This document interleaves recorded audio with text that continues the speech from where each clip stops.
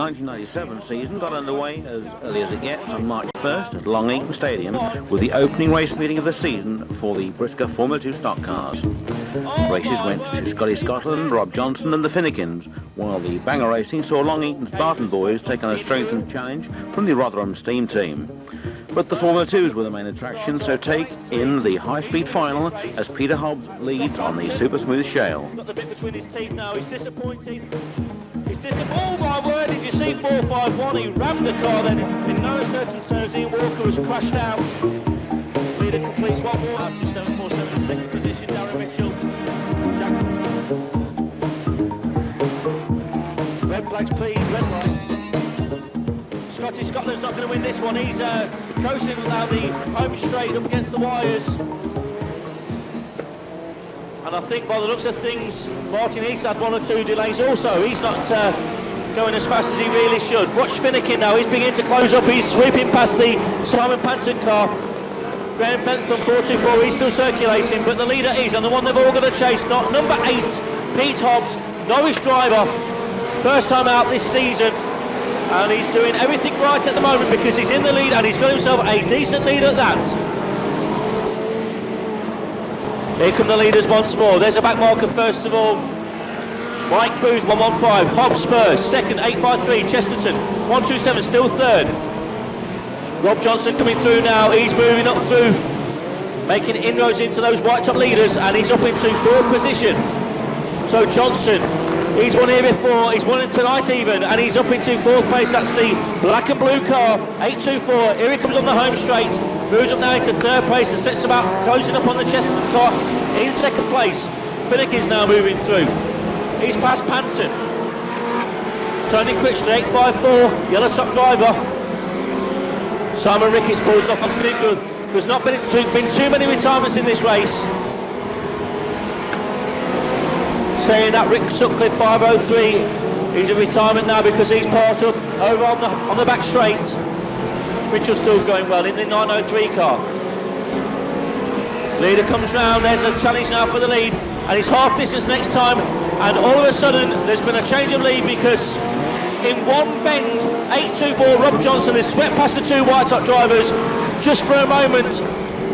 Number 8 dipped back into second place, he's dropped now back into third position because Chesterton's up into second place, but the one they've got to catch is 824 Rob Johnson, and he certainly is one of the top shell drivers throughout the country, and he's going to be very, very difficult to catch. Johnson leads. Finnegan now looks like he's moved up into fourth position. Hasn't been a particularly good night for Bert Finnegan. World of Shell champion, defending British champion. But there's something not quite right with that motor this evening because he's been off the pace. Time and time again he's shown the very quickest way round Long Eaton. 824 out in front though, Johnson still out in the lead. Finnegan now moves in amongst the two white top drivers. His experience, even if the car's at fault, should be good enough to get him up a place, and indeed he has done so. He's moved up into second position. Panton now challenges the early leader Pete Hobbs. Panton trying to move into the top 5. I'm sure Johnson knows he's got this sewn up. He's easing off somewhat on and Mitchell. A slight twitch there for the Johnson car. I think he's deciding to move those two back markers out of the way, and it's 5 to go next time. 5 to go next time. Mitchell's been lapped once more by the lead car, Rob Johnson. Johnson now moves in on the Bentham car. Remember, Bentham is a back marker. The leader is Johnson, and Johnson's gone. The leader has gone. Finnegan has been given the lead. Bert Finnegan off the pace all night, and all of a sudden he's been handed the lead with less than 5 laps to go. So Bert Finnegan 559, cannot believe his good fortune. He is the new leader of the Formula 2 final. Johnson quickly cars from the car. He'll be disappointed with that outcome, but Finnegan in the lead. Chesterton 853 in second place. Panton's moved up into third position. 127, Gary Hughes is in fourth. I would think then it's 790, Mark Taylor in fifth place. Here comes the leader. Can he believe his luck? He's been shown there's 3 to go and he's thinking, where is Rob Johnson? Maybe as he goes down the home straight he can identify the 824 car parked up facing the oncoming cars on the centre green. But Finnegan won't care no matter what. He's going to kick off this new season, I'm sure of that, with the first final win of the year. Mitchell's in front of him. Finnegan doesn't need to do anything other than complete the last few laps of this race. There's less than 2 laps to go now. Finnegan possibly is beginning to look a bit quicker around the Shaleway. 1 lap to go. Finnegan, last lap, Ford goes out. He is well clear. Smashing drive by 8.53. Matt Chesterton in second place. He's going to complete the distance and he's going to take some valuable grading points back home tonight. The checker flag is readied. Finnegan easing off the accelerator and he's shown the checker flag. A good win there by Bert Finnegan. Looks like all cars have completed the first lap. Don't think anyone gone towards the fence just yet. Mark Taylor and Das Kitson, 2 drivers that like to mix it, and I think they're going to have a ding-dong battle throughout this race, starting alongside each other. First one to go fence was there's a car there which is number 8. He's out of this one. He's had a good night though. Finnegan, don't forget he's a full lap handicap. He's down on the lead car which is 8.53. Matt Chesterton, Ernie Howard 9.52 is in second place. In third is 1.27 Gary Hughes. Adrian Hutton in 4th position, that's the 52 car. And it's the leaders coming round. Phil Woodall 3.44 has retired to the infield. Richard Prince just about to rejoin the circuit. By the looks of things he decides not to. The leader is now 9.53, leading from 9.52. Coming round once more. Just about to pass Mr. Starter. 8.53 I should say is the lead car, that's Matt Chesterton. 9.52 is in second place. Chesterton drifts wide, there's a change of leader, it's now Ernie Howard. 9.52 is taking up the running. Using 1.27 is still in third place and doing alright at these early parts of the race. Cooper's retired to the centre green. Not had a particularly good night. Car looks very smart but he hasn't done very well this evening. Howard leads, 9.52. In fact, it's as they are on the track, and the one making the best progress from the rear of the field is the blue top car of 8.24, Rob Johnson. Johnson now moves up into 4th position. Howard leads, 9.52. In second, Chesterton, 8.53. Third looks to be, is that 66? It looks like it is. That's Stan Quinnen. He's under pressure now from Johnson. Johnson nudging away at the back of the yellow top car. Quinnen trying to hold him off. Quinnen's no mean performer. Those 3 cars, close in it they are. They go into the next turn, but the one they've got to catch is Ernie Howard. 9.52 still out in the lead. Kitson is some way behind, and he's half distance next time, Mr. Starter.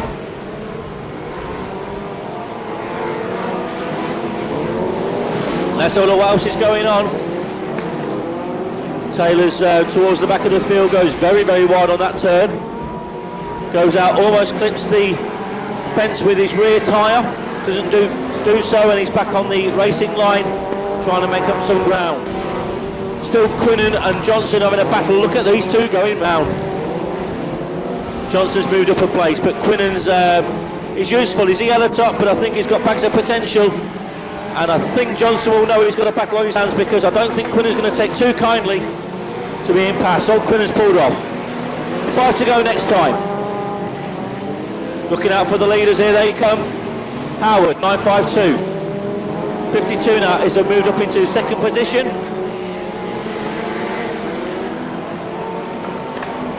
In fact, second place is not 52, he's a back marker. Here's the leader though, 9.52 leading. Kitson could well be up there also, so too could Roger Mitchell in the 903 car. Number 5 still going quite nicely. 8.53, losing a little bit of time. Getting scrappy towards the last part of this race. But one thing's for certain, it's 9.52 is your leader. Ernie Howard out in front.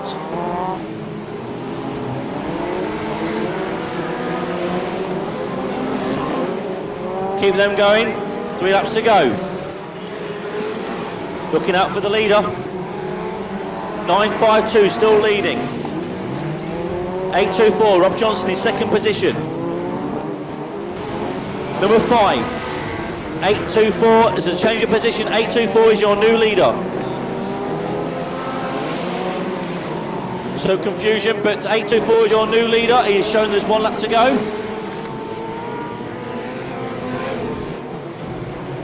Looking out for Johnson now. There he goes, bumper goes in on the Roger Mitchell 903 car. So 824 is your new leader. Blue top driver on the back straight, halfway down the back straight. All things changed in the last few laps of that race. But here he comes to see the checker flag. 824, Rob Johnson gets it right this time. No mistakes, doesn't spin out as he did in the final. 1 week on, the Formula 1 season began with Junior Wayman, the new 240-inch world champion, taking 3 out of 4 races at the Stoke Auto Speedway.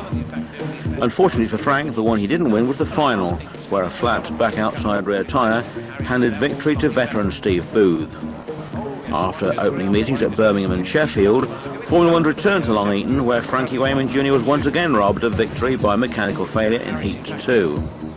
It's past Scullen, and whilst Scullen is worrying about Harris, through goes Junior Wayman as well in car number 515. Up and the leader's gone. The leader has gone, suddenly departed there, and that means a change surely which will take place quite quickly. It's still Morris in car number 481 with halfway next time Mr. Starter, but up in, and Junior Wayman gets himself caught up there. He moved up into second place there, but he gets caught with Perry in car number 217. In fact, he's slowed right the way down. He's held Scullen back, and Wayman's pulled off in car number 515. Junior Wayman, the 45 cubic inch champion, world champion, won that title in New Zealand. A little bit we've got a marker tyre now floating down the track just to add to the hazards. So a lot of casualties because Scullen's departed now as well in car number 45. Perry's decided to call it a day in 217. So there's Bill Morris in car number 481, and blasting after him Mick Harris in car number 8. So first and second again quite close. Who have we got in third position? Well, we're just about to tell you because it looks like Rob Pearce in car number 175.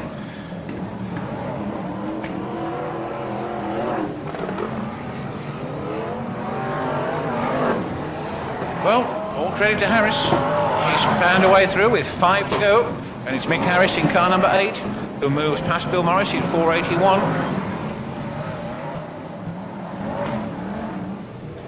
However, Rob Pearce is certainly finding his feet or his wheels, whichever it should be. 8 at 481. He's going to go slamming after Morris, and then instantly loses it, goes right out into the rough there, slides out wide, and that enabled Jeff Nichols to move up a place in car number 215, and maybe makes things a little bit easier for the number 8 car, or does it?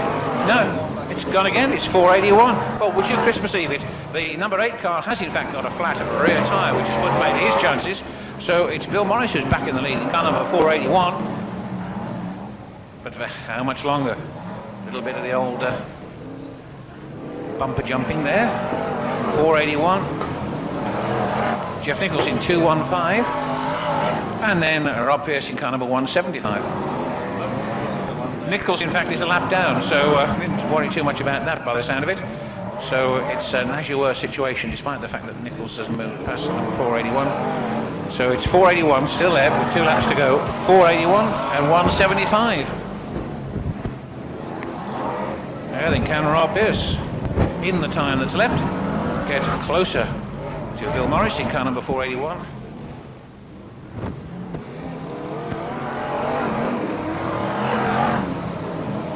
And they come again, 481 and 175. They're on the last lap, so if Rob Pearce is going to capture glory, then he's got to do it quickly.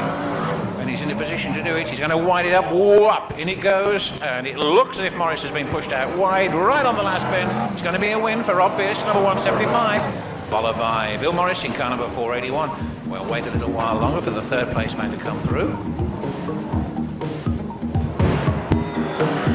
The new Zealand world champion got it back together only to be robbed again by mechanical failure in the final, handing victory to yet another favourite veteran driver. We joined that race after Heat 3 with Heat 1 winner Mick Harris in the lead and Martin Hall at the commentating. 338 back market car. Neil Scullen has got himself a problem over there on the back straight. He's clipped the yellow flags, please. We need to bring out the yellow flags. 2 laps completed on the start-finish line. Chris Lloyd must fancy his chances of getting past Alan Scothen fairly early on in the restart. In fact, Scothen has moved wide for some unknown reason, so the leaders decide to pull over wide as they go down the back straight, even before the green flag went out again. So the new leader is now Chris Lloyd, 284. They'll be happy with the performance of that all-new car on its first meeting this season. More problems for Chris Broxop. He's spun himself out over there on turn number 1 and 2. So Lloyd in the lead, 284. Second is now Rob Pearce, and third is a third of the blue tops, Phil Wheelton, car number 6. Scotland has slipped back into 4th position, so soon be demoted from that particular place because Andy Turner is moving up, and so too is Rob Perry. Rob Perry has won many races here at Long Eaton last season when he made his appearance in Formula 1 stock cars. So Lloyd's got himself a bit of a lead, and Pearce was set about closing that gap as we move towards half distance with a few laps to go before half distance. Here they come round once more, and the leader has in fact gone. He looks like he caught himself a marker tyre. So the leader's spun out, and there's a change of positions, and Murray Harrison has swept through to take up the running. Not for the first time this evening, Harrison has been gifted a position, so he moves through into the lead. Rob Pearce still in second place, was unable to stop Harrison moving through, so it's 97 in the lead. Second is 175, third is 217. Paul Harrison now beginning to make some progress. Scotland drifts wide as it goes into the entry to the back straight. Lost one more place, Paul Harrison will thank him for that. So it's Harrison still in the lead, and it's half distance next time. They'll be showing the Union Jack next time around to signify half distance for race number 3, and Harrison, a veteran racer now despite his youthful experience, he's out in the lead, and I don't think he's going to make a mistake of this one. He's won far too much in the past. That marker tyre once more causes a problem for some of the lower place runners, but it's Harrison clear by quite some distance now from Rob Pearce, who has also got himself a useful gap between second and third position. Looking down the field, we're looking for the best scrap, and it looks to be Stephen Kayser, who was trying to hold off Alan Scothen, and Scothen sort of spun Kayser out there, and the two guys drive onto the infield, trying to separate themselves. Broxop still going with a couple of these retirements. He's possibly now in the top 10. It's 5 to go next time for the lead car, which is still 97 Murray Harrison. Harrison leads it, keeps a nice tidy line as he comes into the home straight once more. He's been shown there's 5 laps to go for this race. Pearce still in second place. Kayser is a back marker, so third is Rob Perry, 217, and he's under pressure from Paul Harrison. A little nudge there from the Harrison car, trying to move Perry slightly wide to get through on the inside. Murray Harrison meanwhile is still in the lead. So we're looking for the best scrap on the track, and it would appear to be that battle for third position between Rob Perry, 217, and Paul Harrison, number 2. Harrison not known for his front bumper use too much, prefers sooner to drive around the cars, but Perry's quick enough to hold him off, I'm sure of that. Looks like Pearce has lost a bit of ground now on the lead car, and will soon be caught up by third and fourth place, possibly before the end of this race. The countdown boards are out now, signifying there's just a few laps remaining of this race. Harrison's well clear in the lead. Bumper goes in there from Paul Harrison on Rob Perry, and looks like Andy Turner's come through to take advantage of that bit of contact there between Harrison and Perry. They're on the last lap. Murray Harrison is out in front still. Rob Pearce is in second place and safe enough for points for that second position finish. Harrison and Perry still getting each other's way. It's going to be all or nothing for Paul Harrison as they go into the last bend. Bumper goes in there. Perry's gone wide. Harrison's caught himself a marker tyre. In the meantime, Murray Harrison has taken the checkered flag. So all sorts of problems there for Paul Harrison as he lined up Rob Perry going into the last bend. But Harrison caught a marker tyre. That'll do us, Mr. Starter. Red flags, please. Red lights That is the end of Heat 3 for the Formula 1 stock cars. Goes down to the grand final, gets underway for the BriSCA Formula 1 stock cars. So it's Bill Morris in car number 481 and Alan Scullin in car number 45 are going to lead the pack down the home straight, which they do. Under the toe turn, straight into the fence goes Stu Fellows down here in car number 13. And not a very good start either for Tony Williams in car number 83, also sidelined down there. On the centre, as you can see, but looking all okay. Out into the lead goes, and we got wave yellows.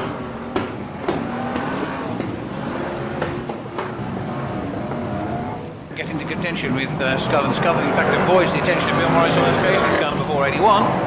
But the man who's having a go, look at that, nice little go there from Mick Harris in car number 8, who punted Bill Morris into Scullin. It didn't quite work as Harris wanted, but at least it was a noble effort. So it's 45, 481 and number 8, first, second and third from 403. In fourth place, Phil Stockdale. Then comes number 215. On the inside there goes Rob Cowley, car number 73. And then immediately drifts it far too wide on turns 1 and 2 and loses the ground that he'd gained on the home straight. So we go to number 8, number 45 and 481, first, second and third. 403 still fourth. Jeff Nichols up there in 215. Yes, he is indeed, along with 380 and Rob Cowley in car number 73. Fortunate for Tony Williams because he's managed to get that car moving on the restart after being held up there high and dry in the initial little event. 215 Jeff Nichols by then with Kaiser in pursuit in car number 382. Then comes Cowley in car number 73. Over on the far side, Mick Harris leads in car number 8, and he's opened up a bit of a gap between first and second places. The more experienced Scullin in car number 45, belting down that home stretch with Bill Morris behind him in car number 481, and Nichols there as well in 215. And Stephen Kaiser in car number 382 gives the Phil Stockdale number 403 car a little bit of a shove, just enough for Kaiser to go past him, and Stockdale goes wide on the back straight, and it looks as if that could well be Cowley, I think, in car number 73, who also moves past him and moves up a place. Junior Wayman's come rattling through, and that was Andy Turner in car number 488, who was on the receiving end of a real old shove there from Junior Wayman in 505, who's suddenly coming bursting through the pack like the proverbial dose out of salts. So let's just see what's happening again over on that far side. Still car number 8. Mick Harris in car number 8 from 45. There he goes, very competently driving down there from 45, and Jeff Nichols in 215. Then Stephen Kaiser in 380. 481 Bill Morris, another smack in the rear end from him from the much faster moving Junior Wayman. Bill Morris in fact tries to return that smack, but not quite able to do so. We've got one in the wires down here on the home straight. And it could be Cowley who's pulled off, and indeed it is Rob Cowley in car number 73 who pulled off with a marker tyre beneath the front end. That's put him right out of the frame, which is rather sad.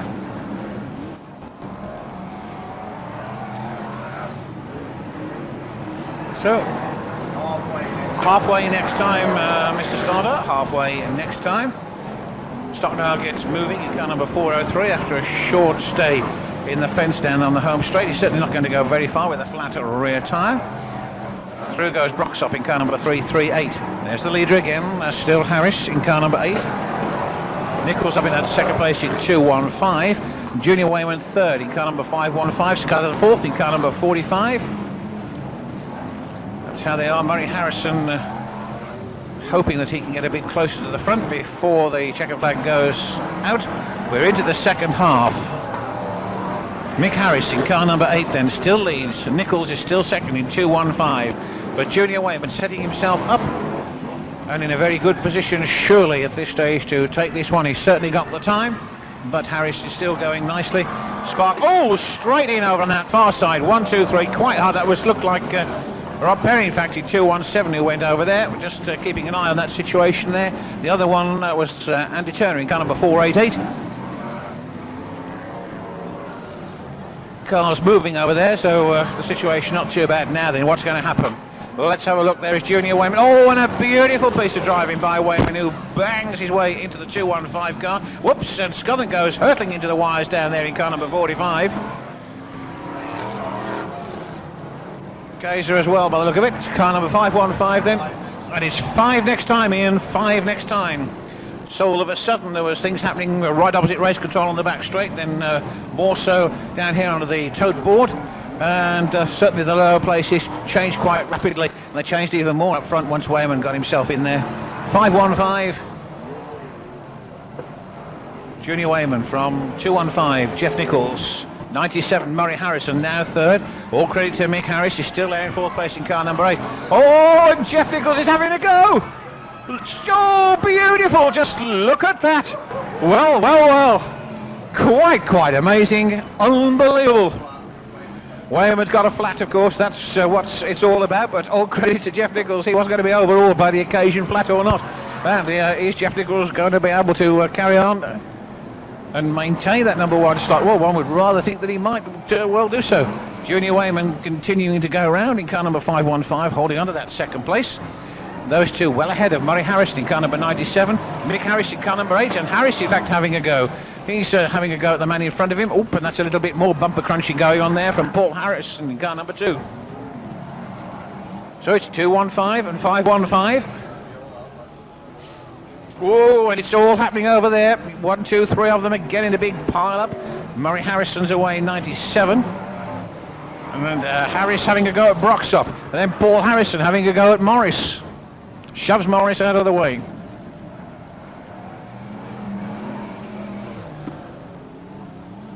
So Jeff Nichols down there in car number 2.15, and it's Jeff, by the look of it, who's about to record a final victory. It goes up and it goes down, and Nichols triumphantly waving from the cab drives car number 2.15 to victory.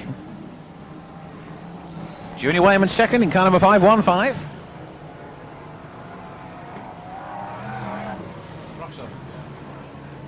Could well be the Broxop's in third place, but we'll check that. That'll do us, Ian. Thank you, please.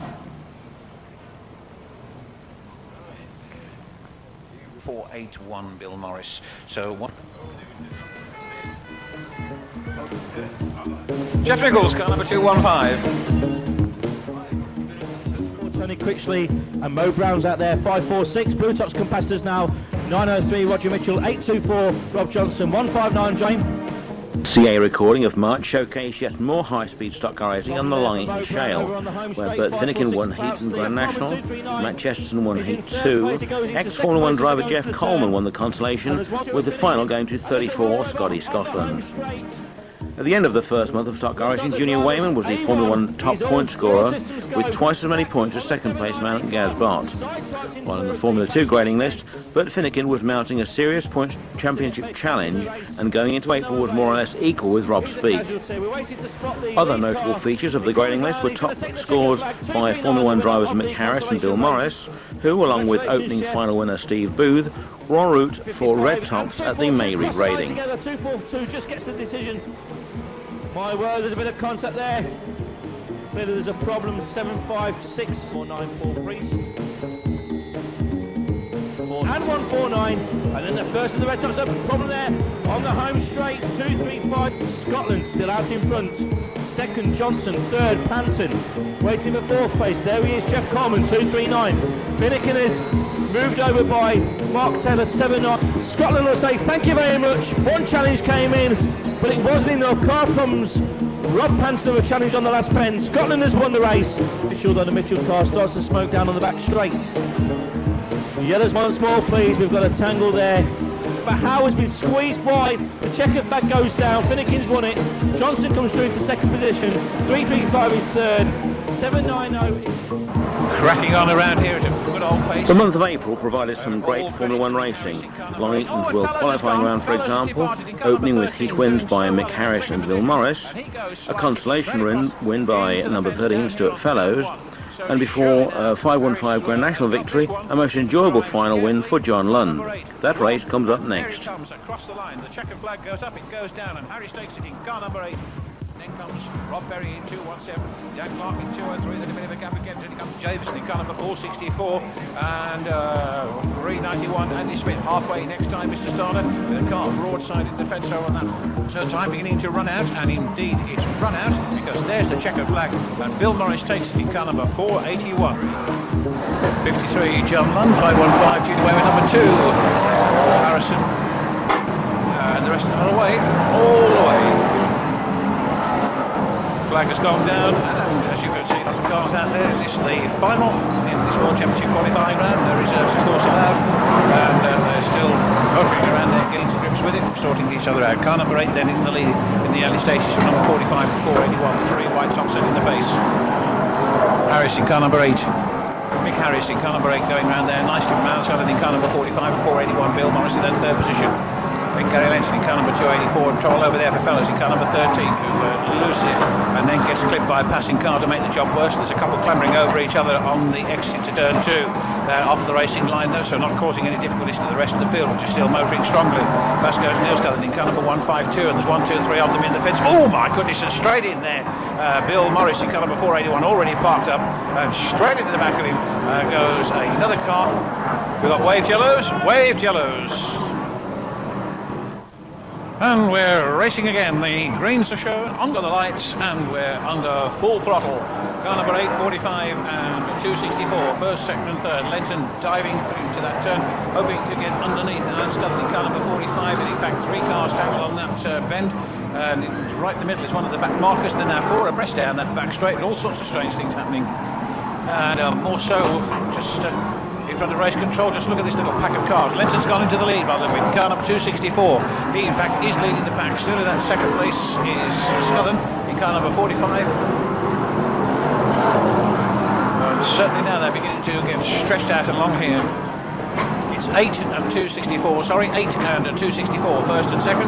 Third is Scullin in car number 45. Coxwell in car number 75 gets a thump from fast-moving Starmen. And it looks like we got waved yellows again, Mr. Slaughter, waved yellows again. So the green flag goes down, we're underway. Field already somewhat depleted as a result of a couple of race stoppages and trouble all the way around, but the back markers there bunching up, as you can see. Sparks flying from beneath the cars as they motor around the toe turn. Another one just slid into the fence there, just under the toe board. And it's car number 8, the leader, from 264 in that second position.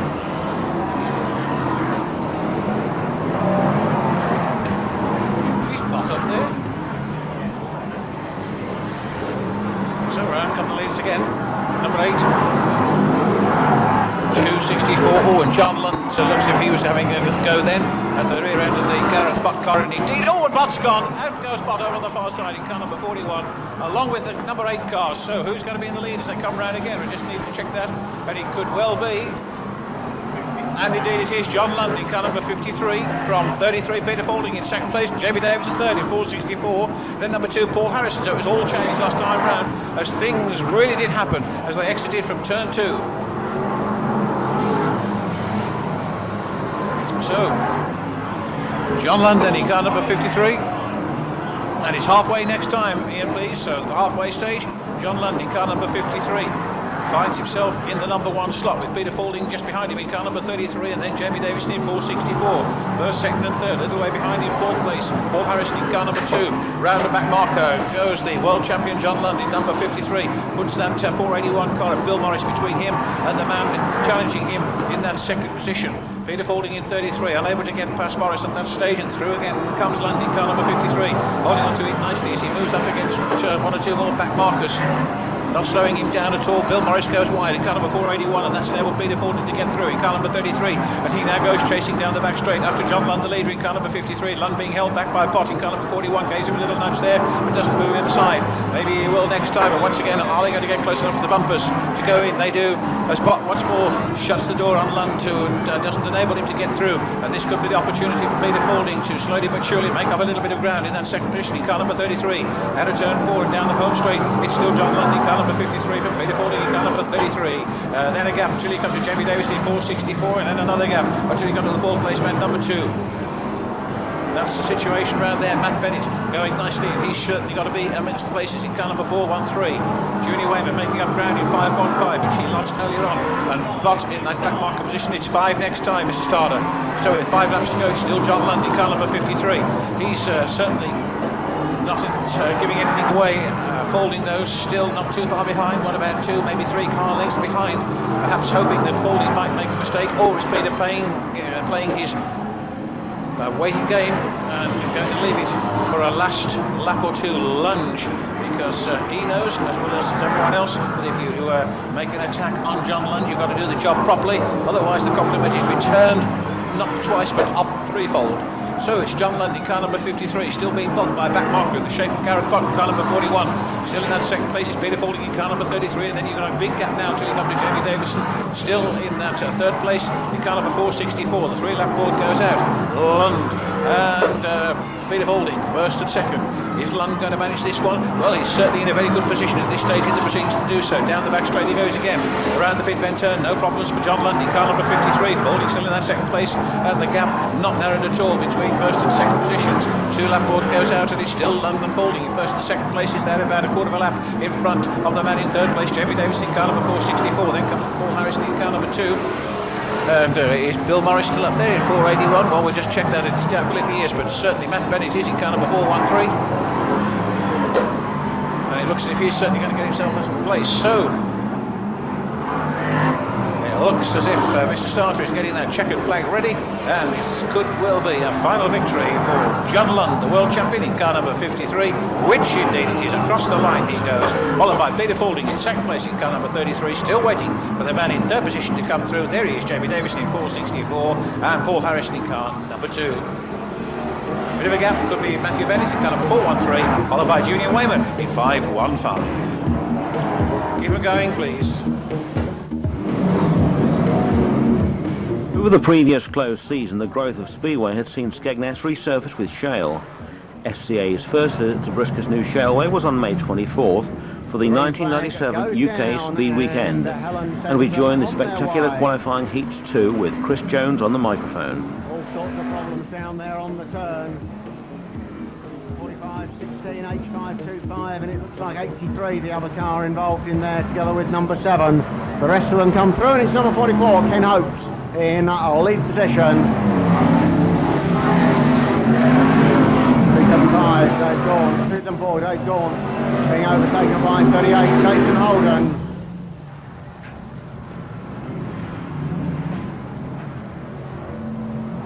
So 44, 38, 464, Jamie Davison moving through very rapidly ahead of 250, Keith Chambers. And I seem to remember that 274 landed up in much the same place in heat number 1, so he's not having a happy time this evening.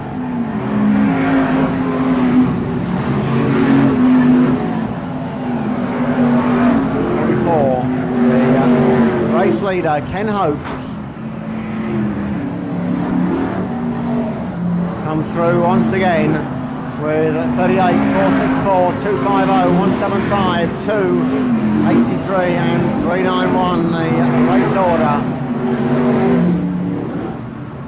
464, Jamie Davison trying to find an inside line on the 38 car. The leader finds a rather stationary number 45 car, and that means Ken Hopes loses his lead. 38, Jason Holden, your new race leader, going down the back straight, the pink car. 464, James Davidson in second position with 250. Third place, Keith Chambers. Number 2, Paul Harrison in fourth position. And 464, James Davidson smashes into the back end of 38 and moves up into the lead. It'll be halfway next time. 250 gets involved, 515 left facing the wrong direction, and all of a sudden this race explodes into action. 41, Gareth Bott comes to grief.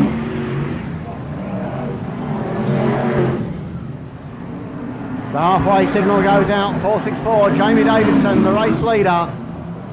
38 in second place, 391 and 2, looking for an inside line as they go down onto the back straight. It's 464 the leader, 2, 391 and 38.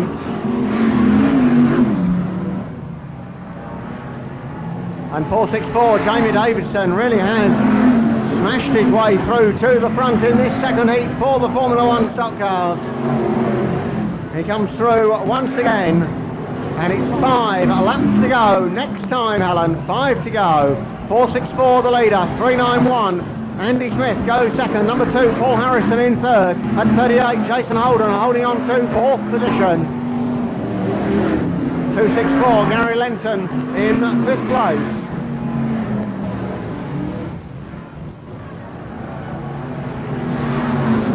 Will Yarrow with problems on the town end turn.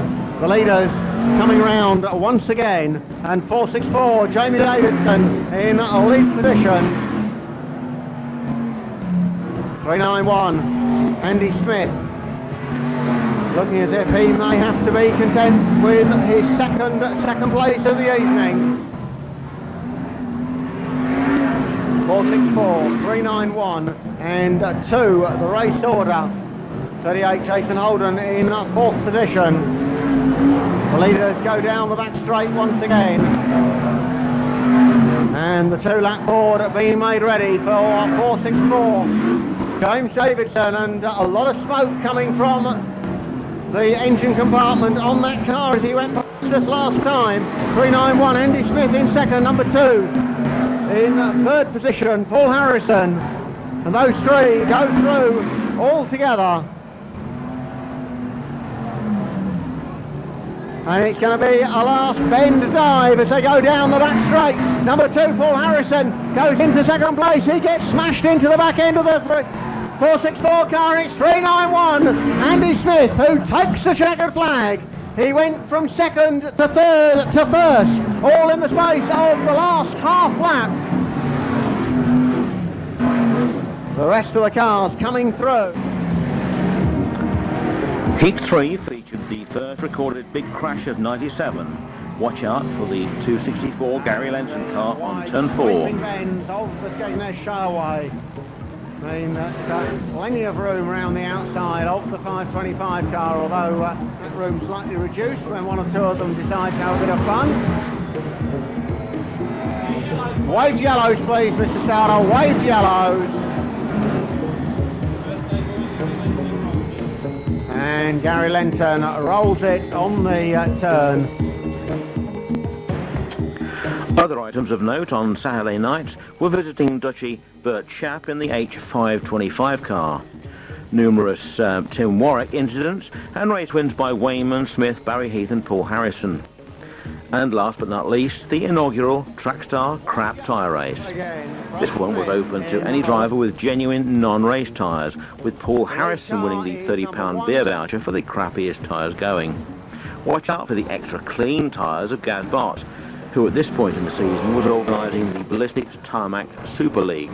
More of that later. Daisies, I don't think these cars handle too well on these.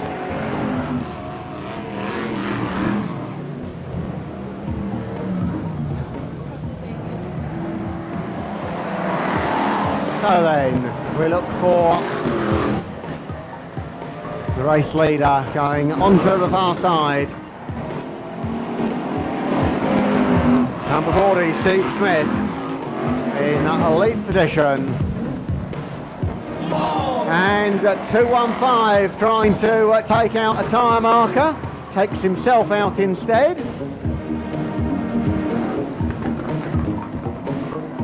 So well done to Jeff Nichols, gets back in the swing of things.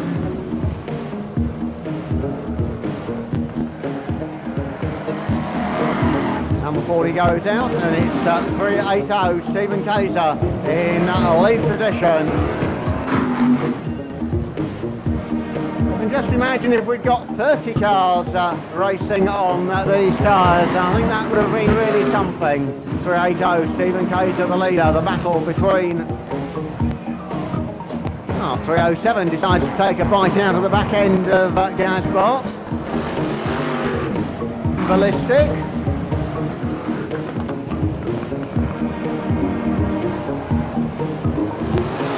380 Steve Kaiser takes the 4 lap to go board, secure in third place. As the checkered flag about to come out, rock and roll time special. Congratulations to 380. Parks up on the track shot turn. 13 the race lead. Later. 19 Victor Simpson in a Day 2 of the weekend featured Formula 2s on track. This was to be a big day for the twos, with visiting Dutchman Toon Shoot taking on Bert Finnegan. Bert was now less than 100 points behind Rob Speake in the Formula 2 Points Championship, with a better meeting average, 7 heat wins and 6 final victories. While in the Formula 1 Points Championship, Junior Wayman was on 635 points, opening up quite a lead on second place man Gazbot on 409. John Lund was now third on 406. But Sunday's Formula 1 racing went the way of Stuart Fellows, Keith Chambers and Ian Platt, with highlights of the day's top racing coming next. And it'll be a black flag for 515 if you can manage it, Mr. Starter, with a broken wheel guard. But I don't think he can remove him. And it's 55. Stuart Finnegan, who takes the checkered flag. Second place driver Charlie Stubbs in 196. Phil gets around the town end bend very neatly and puts the back marker between him and the chasing pack as 559 Bert Finnegan and 196 get hooked up.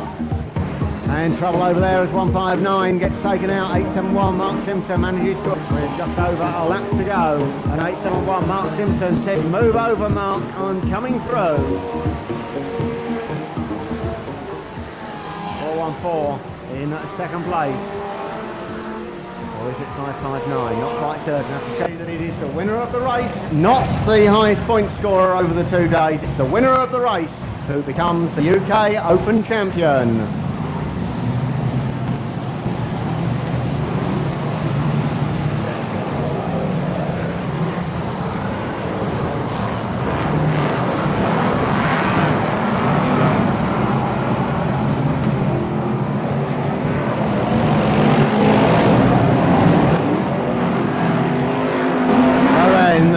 Awesome sight of a big grid of BriSCA Formula 1 stock cars. Thunders past the starting marshal's rostrum. And we nearly got a rollover then. Had 3 rollovers last night. We nearly got one then.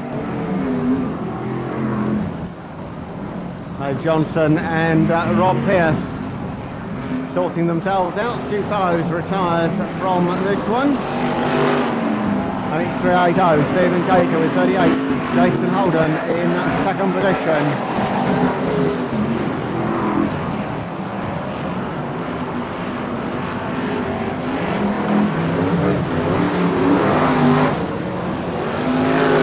Leading star grade driver at the moment, the 250 car of Keith Chambers. 380, Stephen Taser still leads. 38 in second place, 383 a back marker. 203 Dan Clark with 250 Keith Chambers. 391 Andy Smith has moved through very rapidly as well. 515 and 343 Barry Heath and Frankie Wayman Jr. tangle on the track shop turn. They get going again.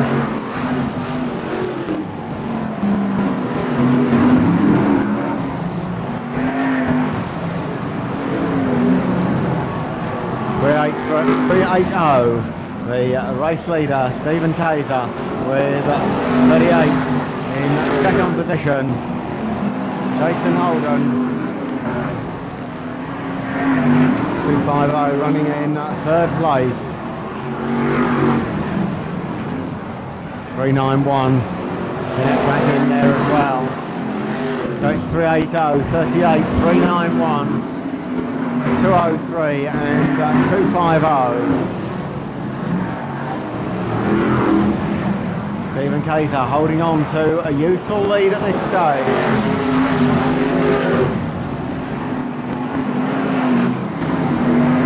391. Andy Smith now moved up to second position ahead of the 38 car of Jason Holden. Holden gets pushed wide by Barry Heath, but Heath is a lap down. And it's halfway next time, Mr. Starter, halfway next time.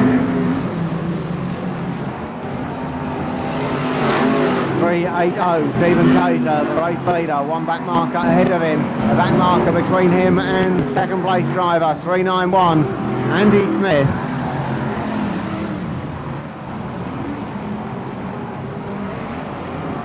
380, Stephen Taser the leader, 391 closing in all the time. Kaiser has got a problem. He pulled up on the far side, and 391 Andy Smith goes through into lead position.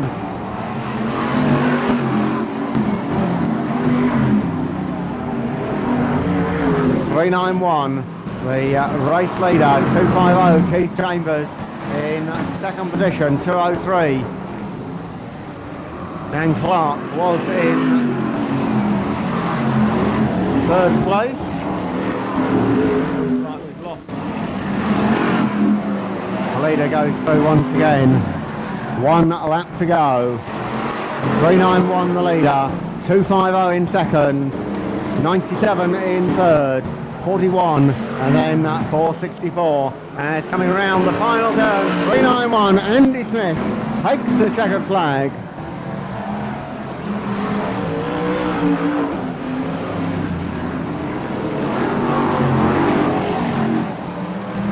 The rest of the cars coming in. Keep those cars coming.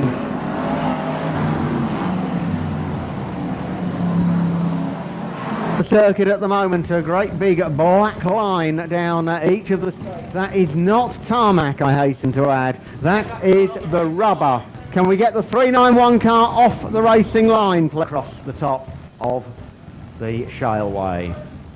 1997 UK Open Champion. Toon Shoot is closing the gap on the 240 car, and Shoot goes in hard onto the track shop turn. Derek Coleman tries to fight his way back, but it's Toon Shoot who moves through. 30, Toon Shoot in a lead position. Comes around for the checkered flag.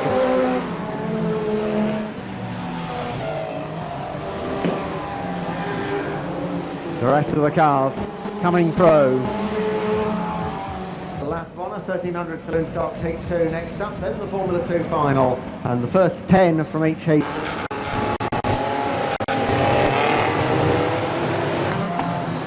So then the green flag goes down and the BriSCA Formula 2 stock cars get underway. Tom Smart and a whole load more together with Russell Williams involved in a big pile-up on the first turn. 196 Charlie Stubbs goes round, 591 goes round, and that leaves 559 Bert Finnegan in second position ahead of 871 Mark Simpson. The 5 lap board goes out. Phil Kay, 756 the race leader. 559 Bert Finnegan and 871 Mark Simpson having a real battle for second position, but at the moment they're not catching up with the white top leader. 756 Phil Kay in a lead position. 559 Bert Finnegan holding on to second place. He gets pushed wide by 871 Mark Simpson. Simpson moves through on the inside and they go down the back straight side by side. Finnegan breaks early, looks to move in on the back end of the 871 car, but can't quite find it. 871 still holding on to second place. 756 Phil Kay, the race leader, avoiding the fun Dave Brennan car, and that gives a chance to the Star Grey drivers. 871 goes wide. 559 Bert Finnegan nips through on the inside and takes over second position once again. 2 laps to go. 756 Phil Kay the leader. 559 Bert Finnegan in second, and 871 Mark Simpson in third position. Phil Kay with problems with the back markers. 93 Richie Dolman with what looks like a broken wheel on the back, still connected firmly to the car. The last lap board going out, and 559 Bert Finnegan looking to take the lead on the last lap. 756 spins it out. Number 30 now moving up into contention. 871 Mark Simpson in second. The double checkered flag about to go out. 559 Bert Finnegan, his first final victory on the Skegness Shireway. 871 Mark Simpson crossing the line in second ahead of Toon Shoot in the number 30 car. The rest of the cars coming through. 756 Phil Kay recovered for fourth position. Looks like 844 Russell Taylor, and we can say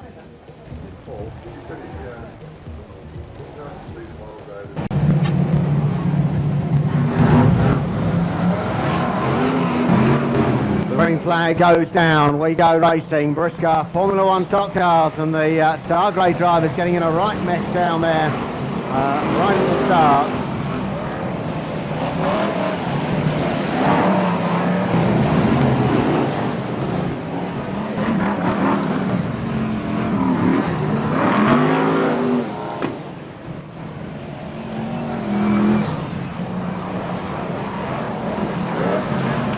4.73, the race leader.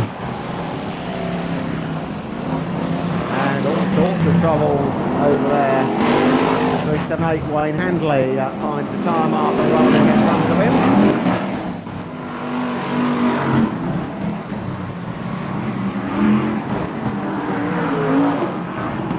As they come off the town end bend, 2.50, Keith Chambers goes into a lead position. Number 6, Phil Wilton in second place.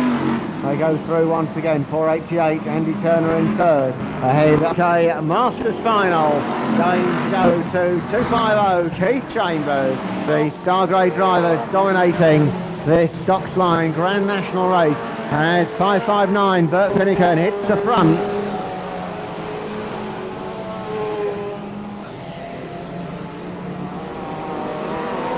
.559, the race leader.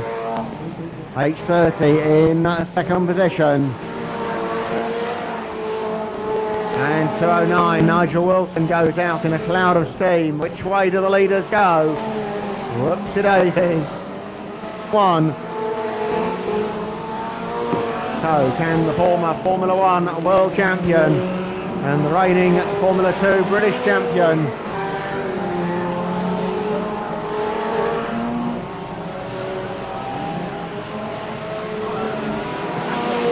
and red flag please, Mr. Stardust. The former BriSCA Formula 1 world champion did a heat and Grand National double here at Skegness, something like about 15 years ago now, 1982, when he was a young man, and he's never actually done a heat, final and Grand National double in Formula 2s, but here at Skegness. So congratulations, 5.59, Bert Finnegan. Green flag goes down, and for the final time today, the BriSCA Formula 1 stock car set off on their way. 16 racing laps, number 6, Phil Wilton, the race leader. Number 13, Stu Fellows, having one or two problems.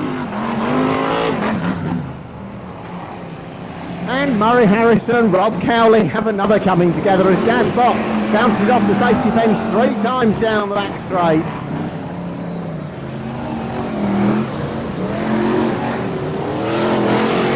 Number 6, Phil Wilton, the race leader.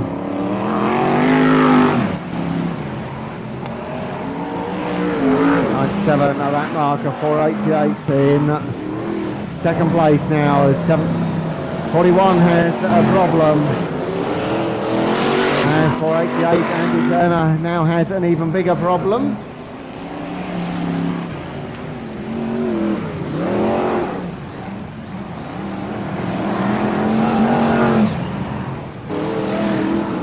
.77 Ian Platt, clear second place. And it's 5 laps to go next time, 5 to go next time. Number 6, Phil Wilton getting involved with the back marking 41 Gareth Botcar. He up there. 77 Ian Platt is closing the gap on the number 6 car. 5.15, Junior Wayman in third, 2.50, Keith Chambers in fourth. And this race all about those 4 drivers. Number 6, Phil Wilton, the race leader with 2 Star Grade drivers ahead of him, back markers. And 77, Ian Platt rapidly closing up. 5.15, Junior Wayman is closing on Platt. And 2.50, Keith Chambers going well in 4th position. Number 6, Phil Wilton, the race leader. 2 laps to go for the leader as he goes through. 77 Ian Platt now has 2 back markers between him and race leader number 6. And 77 Ian Platt is now right on the tail of the number 6 car. Phil Wheelton has had back marker problems throughout the last 5 laps, and he hasn't made the front bumper pay at all. And Platts takes him out, and it's going to be 77 here, and Platts who crosses the line in first, just ahead of 250 Keith Chambers. And my goodness me, we nearly had a final and Grand National double in both Formula 1 and Formula 2 classes this afternoon. A dramatic end to the Formula 1 Grand Final. Red flag, please. The other tractor driver doesn't like that idea. Boy, that's my tractor. I normally drive that one. Come on then, a nice big round of applause, please, for number 77, tractor driver Ian Platt.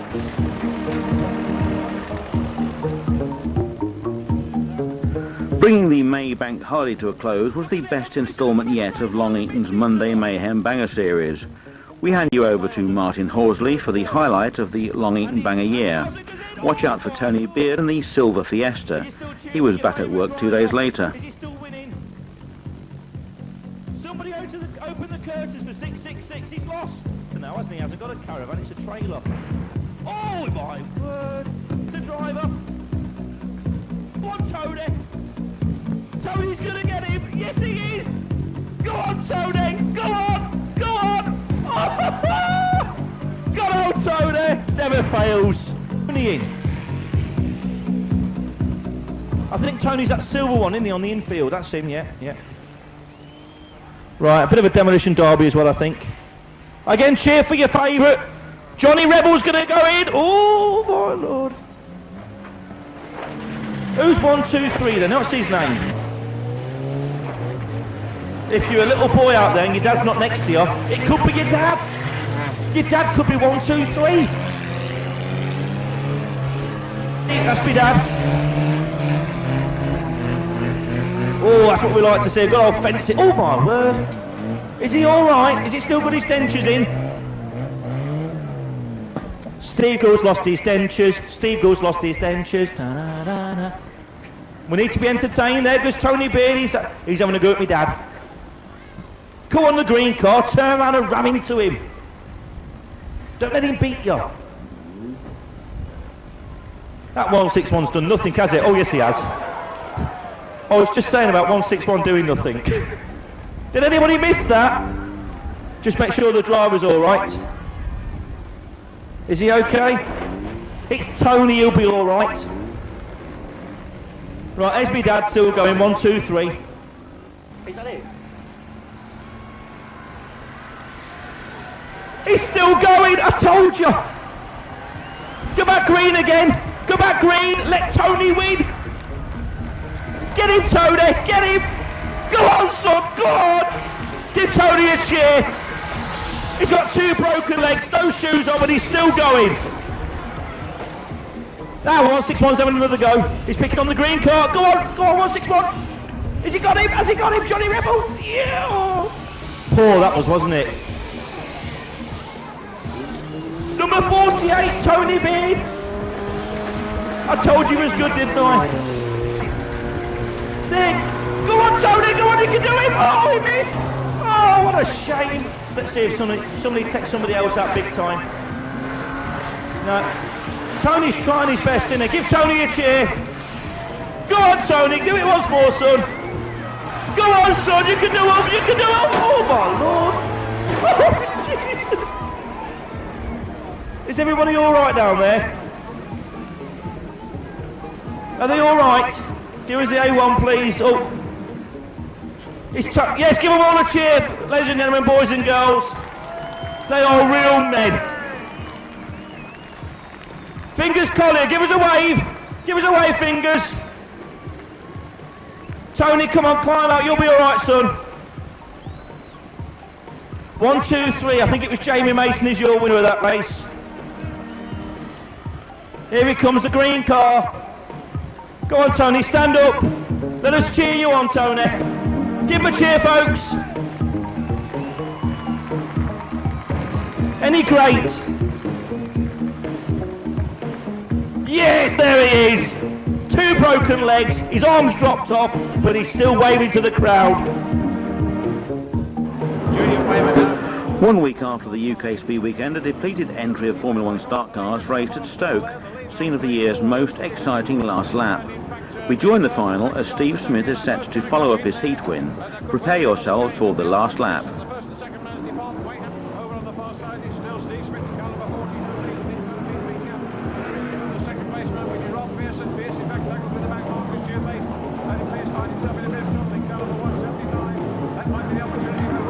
Closer before the trigger goes down. He got it, 83. Not on this occasion, though.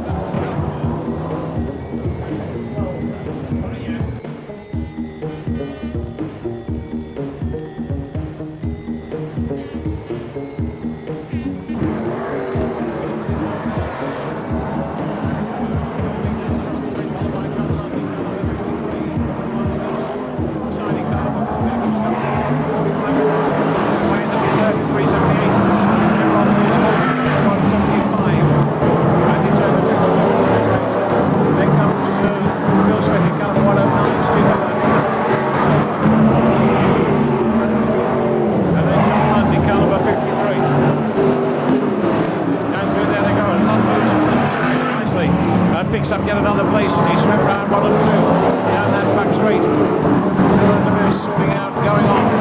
Steve Smith's the man in car number 40, who leads from Scotland. That lead 378 and Pearson 175.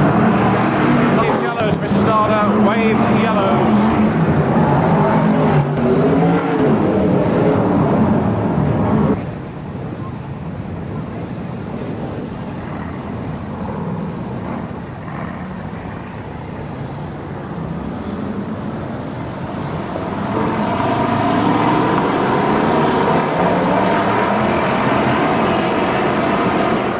Flag goes down again. We're underway over the remaining distance.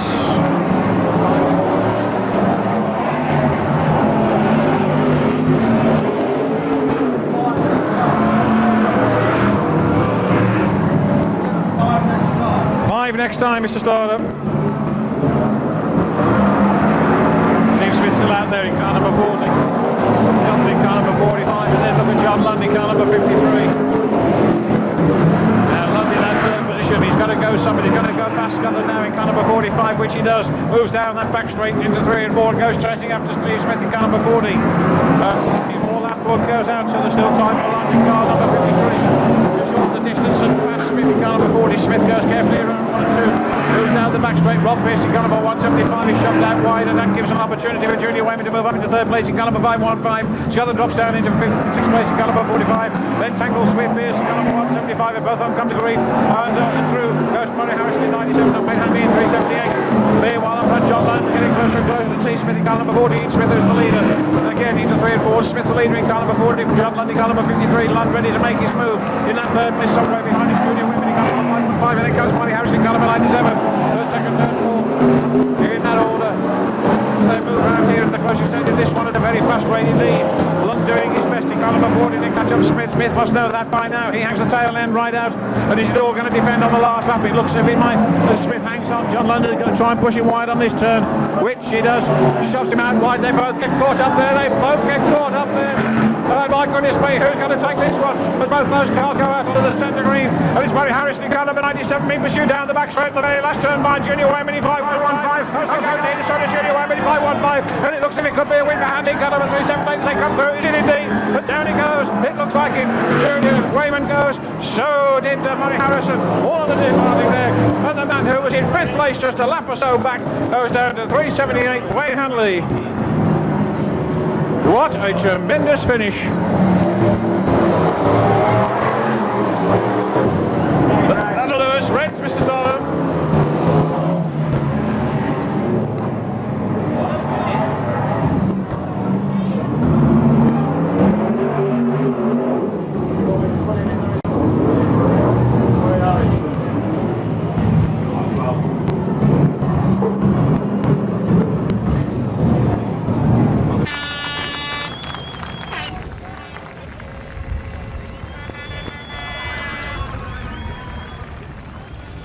A little bit of an unconventional way perhaps to say.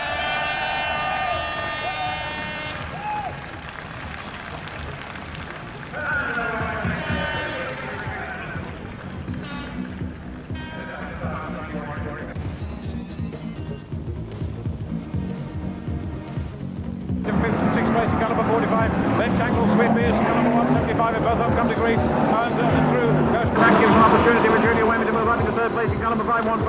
Sheldon drops down into fifth and sixth place in car number 45, then tangles with Pierce, car number 175 in both of them come to grief, and it's still going to depend on the last lap. It looks as if it might.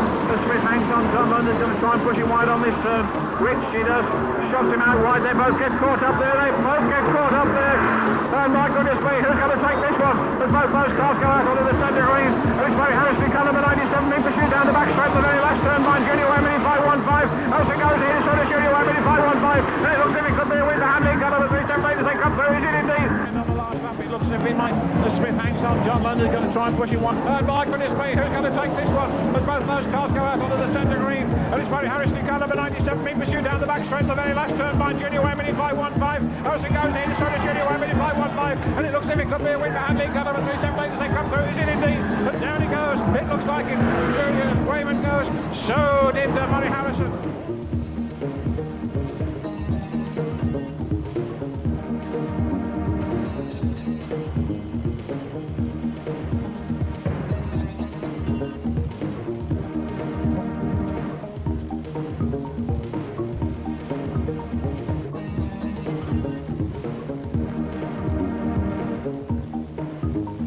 And the man who was in fifth place just a lap or so back goes down to 378, Wayne Hanley.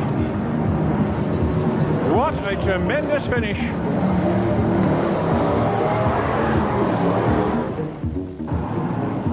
Alan Scotland's the one that goes wide this time and loses time, but he tangles with number 22. Both cars slide out wide, so it's 40. Along with Wayne Handley, the other mid-grader in the May spotlight was Dave Johnson. And after a run-in with officials at the May Long Eaton meeting, watch out for that controversy as we present highlights of the night's best racing. Alan Scotland spins wide, hits the fence. 40, Steve Smith with a comfortable lead. So at this rate, it'll be Junior Wayman spin. So the 515 car there is in trouble. Steve Smith was racing here at Christmas and won 2 of the 4 races that we had on the programme. So he certainly is happy with that car around Long Eaton. The car we think is a former, certainly a Peter Folding chassis, which Steve has bought previously in the hands of Will Yarrow, we think. So Steve Smith in the lead position, Junior Wayman beginning to close with the second half of the race, but at this rate at least Wayman should have enough time to close that gap. We will see. Steve Smith nearly spinning out there, Wayman nearly spinning. So it's 40 from 515 and the 2 cars now a lot closer together. 40 first, 515 second, and the 2 cars there getting very, very close. Smith slowing down, trying to hold Wayman off. And it's 5 next time, Mr. Starter. 515 now in the lead. Junior Wayman the lead car. Cars tangling there on the Nottingham Road bend, but there is a clear path to go. Lots of cars retired from this one, but it's 515 now, your lead car from 40 in second place, and 488 Andy Turner in third. Gareth Bott must be a lap down, and in third place, number 488. So Junior Wayman takes the check in the lead position, gaining the flag for second, 40 Steve Smith, and finishing third at number 488, Andy Turner. Southern third and 32, Stuart Bate in fourth. Next in line, a nicely repainted 383, Dave Johnson, who won the final at Coventry. Also 175, Rob Pearce, and 284, Chris Lloyd. Dave Johnson getting a bumper in there on Stu Bate. Johnson currently running third from 175, Rob Pearce, and 446, Steve Booth. The red top slow to move. It's time, Mr. Starter. Trouble down the back straight for Gary Lenton in the 264 car, but the first 2 cars get by him without any problem. So it's 40 from 477. Brightmore and 40, Steve Smith are slowing there, and it's 175 now pressuring for the lead. Rob Pearce gets a little bit sideways, so it's 40, and the tussle now is for second place. 477, 175 and 383, all arguing over second place. 175 gets pushed wide, so it's now 383, Dave Johnson in third place, and moving up for the kill. 40 from 477 from 383. We're into the second half now, and it's Steve Smith in the lead position from 477 and 383, and it's 5 laps next time, Mr. Starter. Down the back straight, it's Dave Johnson who we're looking to now for a change of position, but will he do it? 40 from 477 and 383. Johnson moving in this time, thinking about a push. Doesn't make it, but 477 does, and it's Brightmore into the lead position. Dave Johnson following him through. Steve Smith catches the fence post. He's out of the race now by the looks of it. So it's 477 first, 383 in third, and 175 in third. And Johnson has a flat tyre. Johnson is out of this one. It's 477 now from 175 and 152. 284 in fourth place, 343, 73 and 250. Things starting to happen in this one, but it looks like Mark Brightmore could well be the winner of this one. 3 laps to go this time, and 152 in third. So it looks like Mark Brightmore's the one in this one. Down the back straight for the last time. 477, your lead car. Yellow top, Mark Brightmore in the lead position, and he's coming under the checkered now. Winner of Heat 2, Mark Brightmore in the 477 car. Rolling and under starter's orders. Starter there tonight, about to give the green, and the green is down, and trouble down there in the pits bend for Mark Brightmore. 473 still in the lead position, but 319 Vic Simpson getting inside, so it's now 319, but he spins himself out straight away. Back 473 in the lead position, whilst Steve Kayser moves alongside. Looks like Steve Kayser coming off the turn there. 380 on new lead car, 380 from 473, and number 6 from 378, 284 and 338. First starter show number 2 for Harrison. Not so good this one for Mark Brightmore. He's struggling in this one. He's slipping down the field, but it's still in the lead position. Number 380, Steve Kayser.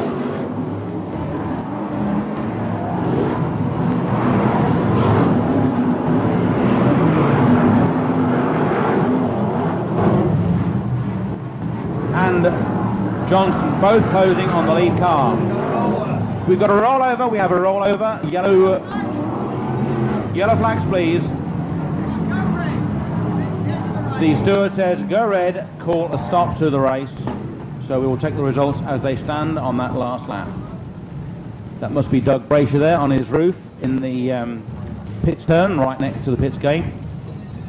In the interest of safety, we are stopping this race, and we'll call the result as it is shown. Position 477, Mark Brightmore, 6 steel wheels and 152 and 32, 380 and 45. Blue top 383, 338, 175, 488. 22 and 13, putting the pressure on. He gets past 45 and he moves down the back straight. The lead cars go out in a tumble there off the pits bend. But still your lead car, 477 in second place. 22 in third, 343 in fourth, 250 in fifth and 515 in sixth. 515 puts the pressure on 343. He moves through and John Lund moves through with him. Barry Heath still there with a chance.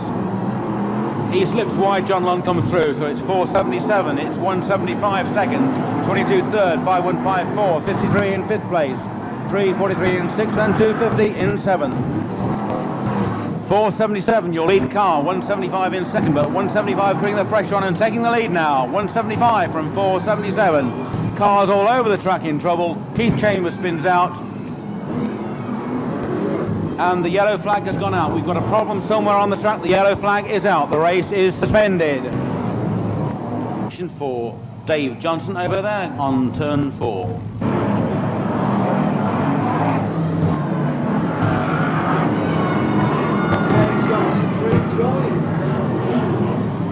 Well, this is amazing. Dave Johnson has rejoined the race. Black flag for 383, please, next time round. 175, your lead car. Halfway next time, Mr. Starter. 175, your lead car, getting a very sizable lead there for 477. And in third place, we're not even sure. 343 now up to third. 53, John Lund in fourth. Problem down there on the start finish straight. Mark Brightmore in trouble. Spun out, Steve Kayser. Steve Kayser back on track almost straight away, but Mark Brightmore in obvious trouble. Junior Wayman also taking a lap out, back on track. 175, your lead car in second place, 22 in third, 343 and in fourth. John Lund in 53. Lund having trouble there, but going wide on the track, all trying to avoid a stationary tyre in the middle of the bend there. 5 next time for 175, Mr. Starter. 5 next time. Into the second spot, 175 your lead car, second is 53 John Lund. In third place, 22, Will Yarrow. No, it's not. It's 3:43, Barry Heath on the start-finish straight. Yarrow now down to fourth place from Paul Harrison, 41, Gareth Bott, and 73, Rob Cowley. So he's on his last lap, he's under the checkered flag, and he's on a flat tyre. There's a stroke of luck for Rob Pearce. Finishes in the lead position on a flat tyre. 175, your winner. In second place, over the line, 53, John Lund. In third, 3:43, Barry Heath, and fourth, 22, Will Yarrow. Fifth, it looks like 42, Paul Harrison. And then 41, Gareth Bott, but they're only our observations. Keep the cards going. Number 175 from Huncote in Leicestershire, Rob Pearce. Blue Tops, 488, 446, 22, 383, 3, 38, 13. 383 will not feature in the results. 2, 343, 250, 264, 215, 515, 53 and 41. The race is underway. 175 leading him off.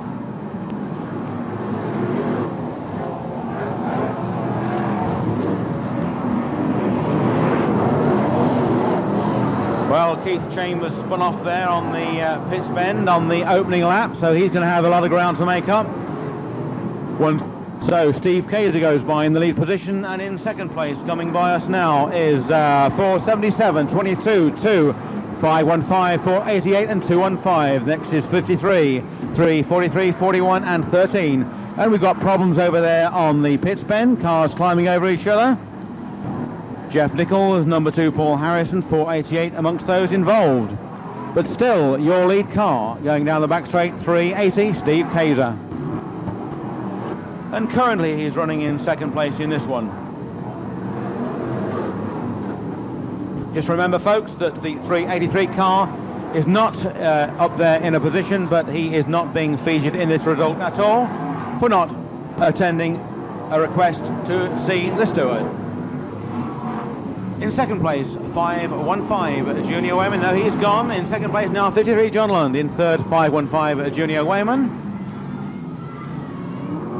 And in fourth, 41, Gareth Bott, we think, is being pressured by number 383, Dave Johnson. We just hope that he lets Johnson by, because Johnson does not feature in this result at all. Sensible move there by Steve Kaiser. The lead car is still 380. Steve Kaiser. In second place, 53, John Lund, and in third, 515, Junior Wayman. Kaiser is in trouble over there on the back straight. Lund moves up and moves inside the Kaiser car, so it now looks as if Lund is going to lead on the last bend. Lund comes under the checkered flag, and Lund is the winner. In second place, 515, Junior Wayman, and in third place, it looks like 380, Steve Kaiser. Kaiser has a flat tyre, he's out of the race, but finished in a place. Mr. Johnson will not feature in the results. The winner of that race, 53, John Lund.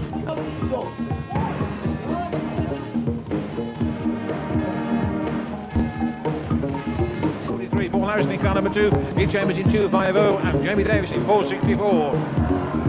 Yeah, well spread. Harrison still very much. 1 month on, Dave Johnson had made his apologies and was back winning Heat 1 at Long Eaton's Midlands Grand Classic meeting. This race session also saw the debut of a super clean Ray Witt shale car and a nail-biting conclusion to Heat 2, which we join at the halfway stage. Lined up on that occasion by Harrison again, and those two are still side by side. They're going to tangle there, and Barry Heath could take advantage of this as they go down that back straight. It was Barry Harrison on the inside, he almost got pushed out, and in fact it was Heath who took the worst of that little lot. He got number 343, and it's 5 next time, Mr. Starter. So with 5 laps to go next time, Dave Johnson way out in the lead in car number 383 from 44. Kept Holmes, Harrison third in car number 97, and then comes Scullen in car number 45, and he once again tackles with Cowley. He zigzags down the back straight. Cowley goes off, so does Keith Chambers in car 73 and 250, and all sorts of things happening on that. Sid Harrison in car number 97. That's how they are as they come down there. And Jamie Davidson now having a go in 464, and Scullen's on the receiving end, and both of them in fact tangle up on 3 and 4 on the pit-man turn, and that's probably put them both out of contention as cars 137 Andy Jacklin and number 6 Phil Wilton go bombing by. Johnson's going to take it in car number 383. Keeping that car very much online and on song, and it's halfway next time, Mr. Starter. So as we move into the second half of this event, it's still Williams in car number 83 from Andrew Turner in car number 488. Turner doing his best to narrow the distance between first and second places, but he's not yet succeeded. Still keeping it tight around 3 and 4. Williams still there in car number 83 from Turner in car number 488. Then a bit of a gap until he comes to Clark in car number 203, followed by Junior Wayman in 515. Then another gap, and it's Newsman in car number 16, followed by Kaiser in car number 380, Witz in 180, and Smith Andrew in car number 381.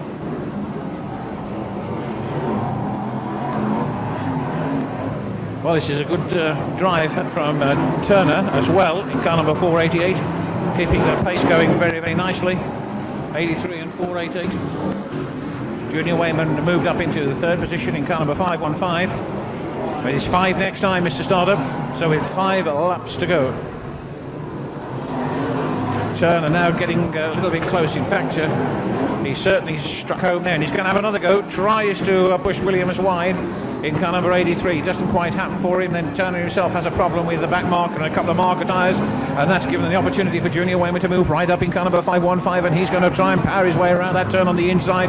It's Junior, he could be getting away with it. He's starting himself on the inside, and there's problems over on that back straight as Junior moves up there, and Turner's going to have a go at Junior. He doesn't manage to push him wide on that occasion, but at least he was having a go, and he's still having a go. Meanwhile, Williams is still up in front in car number 83, followed by Wayman in car number 515, and then Turner now in that third position in car number 488, Dan Clark fourth in car number 203, and then a bit of a gap until you come to Smith in car number 391 and Witz in car number 180. Can Turner hold on, because Junior Wayman's getting closer and closer each time round. Williams in car number 83, though, whatever happens now, he's certainly done well in this event. Kept his toe down, driven a good, cool, competitive race. Doing his best now with just 2 laps to go to keep Junior Wayman at bay. Car number 515, he's there in that second place. Williams still in the lead in car number 83 from Wayman in 515. And the number 488 car, Andy Turner in third position, followed by Dan Clark in fourth place in 203. Still Williams, though, as the last lap board goes out, so if it's going to happen, it's going to happen on this turn as Williams powers his way into the last lap, around 1 and 2 for the last time. Sparks flying from beneath the Junior Wayman car as Williams holds on all the way down that far side. Wayman winding it up. Is he going to have a last lunge at that car? Yes, he is. But is he going to be able to get through as Williams holds on? It's going to be neck and neck as they come into the home straight. Williams hangs on, and he's done it. He's done it just about. Just about. But he was there. A nod from the steward's box confirms that Tony Williams was there in car number 83.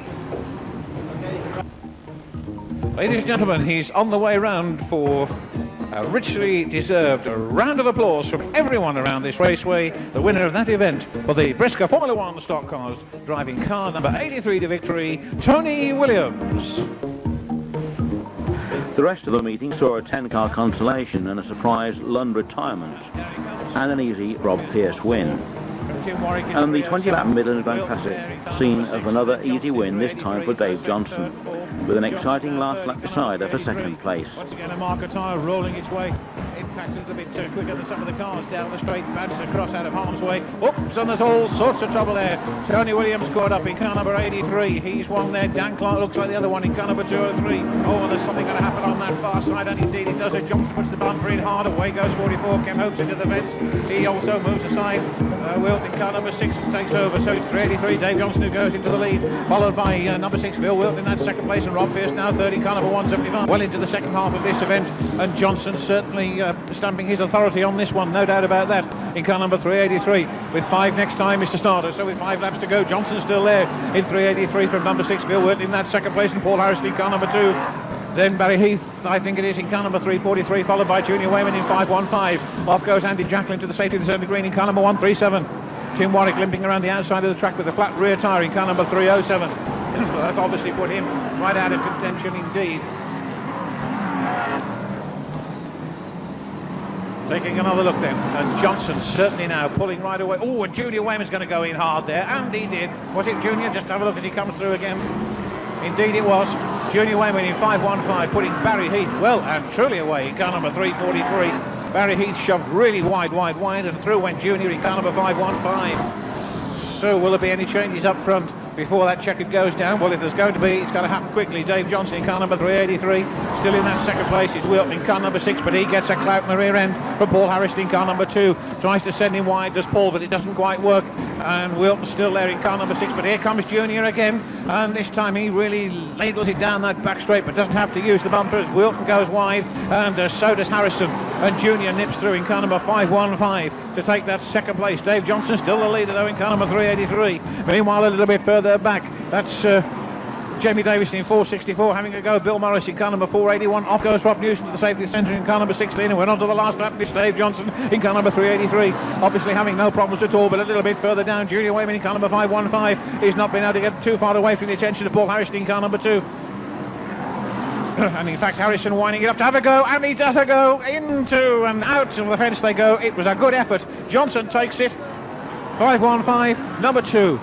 And Andrew Smith in car number 391 coming through to gather one of the 4th places right on the very last lap. But a gallant effort for Paul Harrison in car number 2, who did his best to put Junior away. And we've got Andrew Turner in car number 488 having a go there. And we can have the Reds, Mr. Starter, please.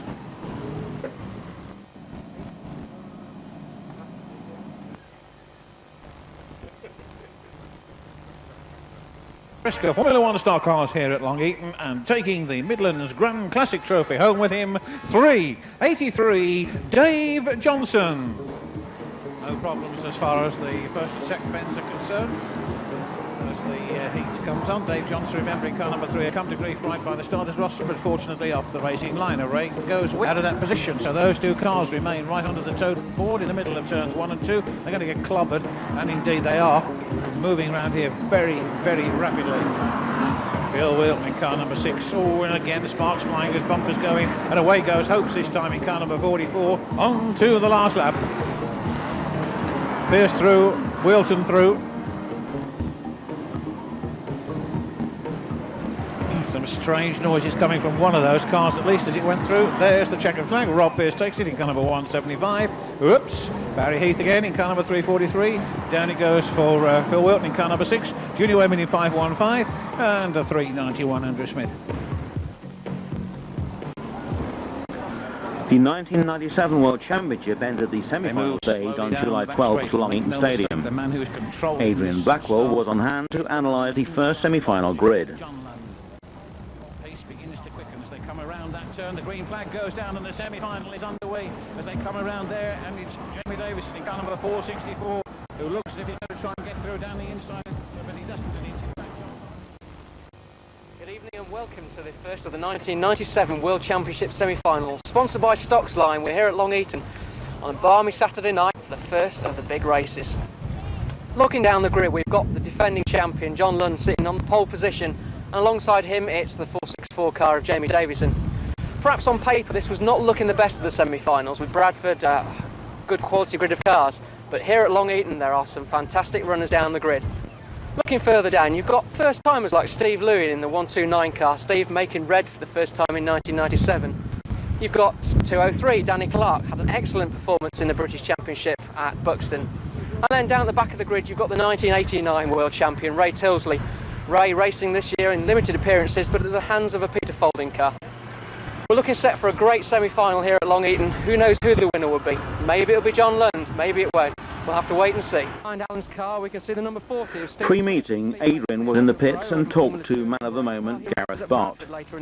Bott's Tarmac Super League had its first practice at Hensford the next day, which proved to be the last anyone ever heard of Ballistic Motorsports. Row, Gaz Bott in the 41 car. Gaz, a favoured position inside second row? I think it's better than most on the night, should be interesting, but I think you've got to do it all on the first corner, haven't you? So is that your ploy then, to take out Mr. Lund first bend and get rid of the current world champion? Well, not really, but the thing is it depends how quick he is out the corner. The thing is, if I'm not quick enough, someone's going to get me, so I've got to go first. You've had quite a good season this season. You started off at Superstar in the first regradings. Yeah, we started off all right, but we lost the momentum. With one thing and another, we had a few problems with the car, been very busy at work and other things on my mind as well, so I should think, to be honest with you, I'll tell you now, I think this will be, this and the European, if we get in the World Final, probably be my last meetings this year. That'll be it. Formula 1, that'll be it. Right, so you're out of Formula 1 by the end of the season then? Definitely, yeah. I've got more pressing priorities, business, neglecting the business being one of them, and it's just too much time involved in racing a Formula 1 these days. Okay, so what will you be happy with tonight at the end of the race? Well, I think to be honest with you, there's absolutely no pressure on, because if I don't finish tonight, it just means I can finish the season a bit earlier. But yeah, if I got in the first top 3 and got in the first couple of rows at Bradford, that would be very nice. But as I say, that I'm not bothered, so it doesn't affect me in the slightest, fortunately. Okay, well that's the driver of the 41 car, Gaz Watt. Gaz, good luck anyway for tonight. Thank you very much, Tom. Behind me we've got the 53 car of the current world champion, John Lund. John, of course, racing a single car this year, just one car for both services. John took an excellent win at the British Championship at Buxton earlier in the year, on tarmac, against the tarmac specials in a shale car. John, of course, races all over the country, and Long Eaton is one of his more successful tracks. He's had some good times here, of course he's had the bad. But I guess on paper we're expecting to see John Lund in victory lane tonight. However, this is a semi-final and anything can happen. Okay. Yep.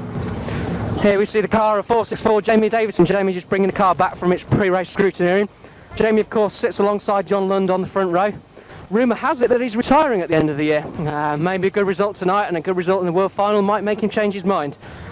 Jamie, of course, racing a Peter Folding shale car there. It's got coilovers all around and quite a potent little motor under the hood. Stops line. And first onto the grid is the current world champion. It's 53 John Lund.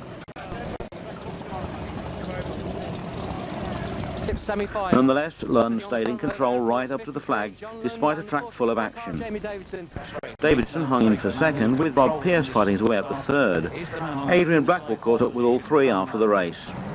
Pace begins to quicken as they come around that turn. The green flag goes down and the semi-final is underway as they come around there, and it's Jamie Davidson in car number 464 who looks as if he's going to try and get through down the inside, but he doesn't, and it's in fact John Lund who immediately moves through in car number 53. Trouble down there for Chris Lloyd. Davidson in car number 464 is right behind Lund in car number 53. John Lund goes out a little bit on turns 1 and 2.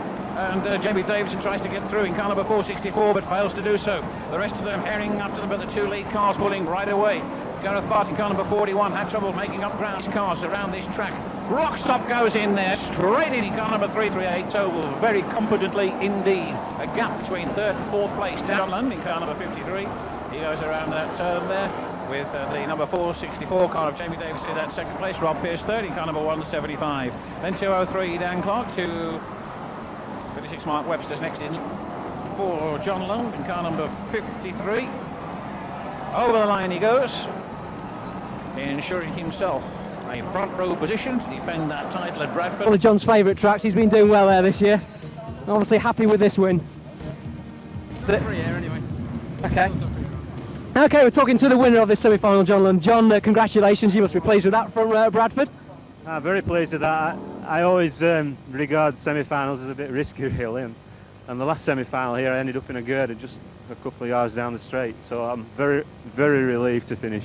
You're having a good tussle there with Jamie at the start. Yeah, Jamie was going really well. Just I managed to get a few cars between us, and you know, it gave me a bit of a breather, so I didn't have to drive defensively. So. Were you worried about it when they yellowed it? We saw several people further back down the grid overheating. Were you having any trouble with your car? It was quite warm. I've tried all sorts of ways to keep it cool, and I found the best way is just to stop it straight away and then restart it on the restart, and it usually doesn't get any hotter then. Okay, now you're looking forward to Bradford. You surely must be. Results there this season have been very good for you, with a heat and final double back in May and a Grand National second from that as well. Our World Final's totally different though, isn't it? And no doubt there'll be some good drivers on the front row with us, and they'll all want to win. So. Who would you like next to you at Bradford, and who wouldn't you like behind you?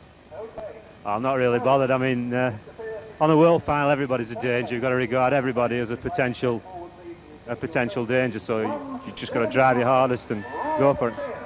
Well, I guess they're calling you up for presentations now. So congratulations to John Lund, and good luck at Bradford. Thank you. Thank you very much. Thank you, John. So Jamie Davidson steps forward to accept his award for 2nd place, and that guarantees him a 2nd row start at Bradford. Photographers down there all doing a good job. Jamie just getting the kids in there as well. All part of the family atmosphere that is BriSCA Formula 1 stock car racing.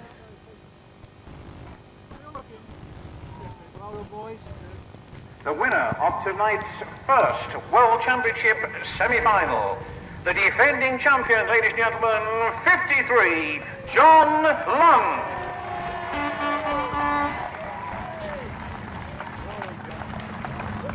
And John Lund steps forward to accept his award and the checkered flag.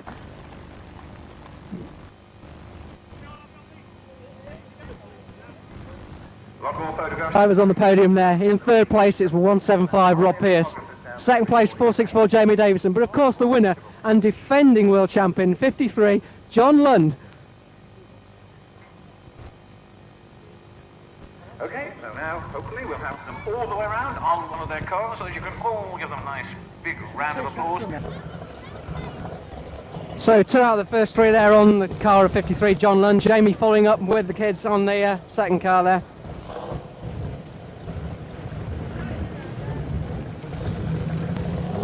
So away they go for the applause of the crowd.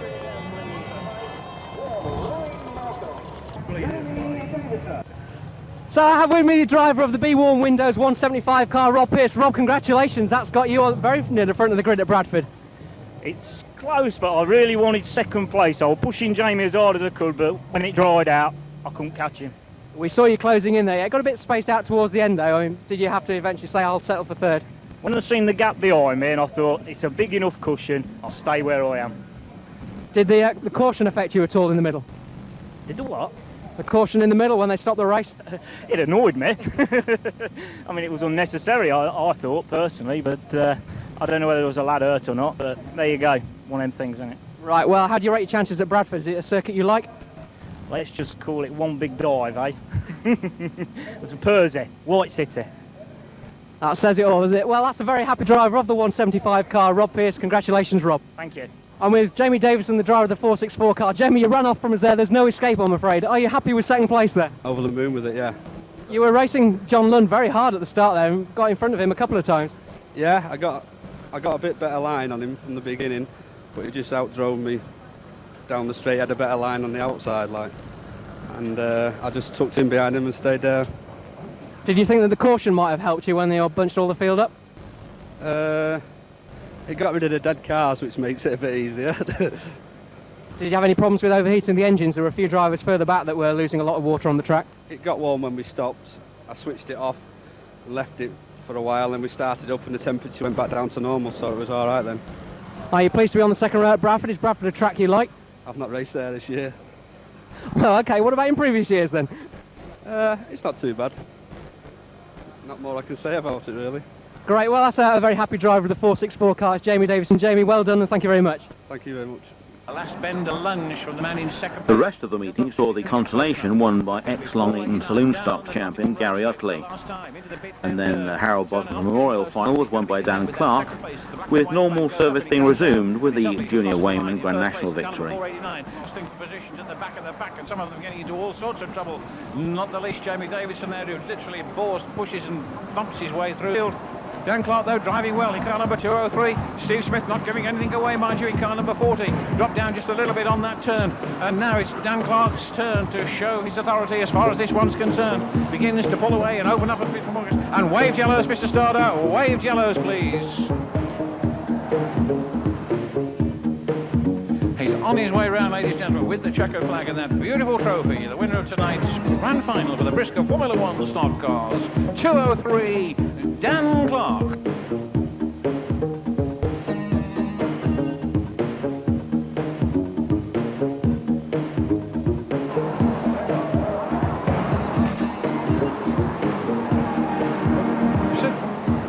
Who's that? It's Tilly, I think, that's disappeared over on the far side in car number 9, and Barry Heath having a little bit of a go there.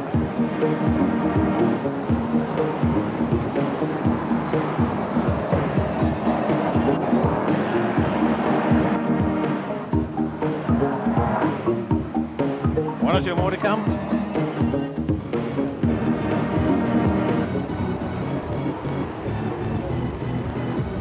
The semi-finals and the Bradford Stock Car season in particular came to life on Sunday, July 27th with the best Formula 1 race session yet of the 97 season. As predicted, the second semi was far superior to the Long Eaton event, although the Sunday afternoon staging and a multitude of support formula made this one somewhat of a marathon for spectators. After a twice restarted opening heat starring all-time crowd favourite Dave Beresford, and won by Matt Bennett. Stand by for highlights of the regular season's best F1 stock car race and the second World Championship semi-final. In particular, check out the awesome track craft of 391 Andy Smith. We've got problems over on the far side with 493 and 243 slipping and sliding all over the place. Meanwhile, back up front, it's still Sean Tilley in car number 94. They take the Dutchman out as well. It doesn't quite work. BriSCA goes through in car number 260, and so does the 464 car. Oh, and Jamie Davidson has a little double. There's the checker flag yet again. 464.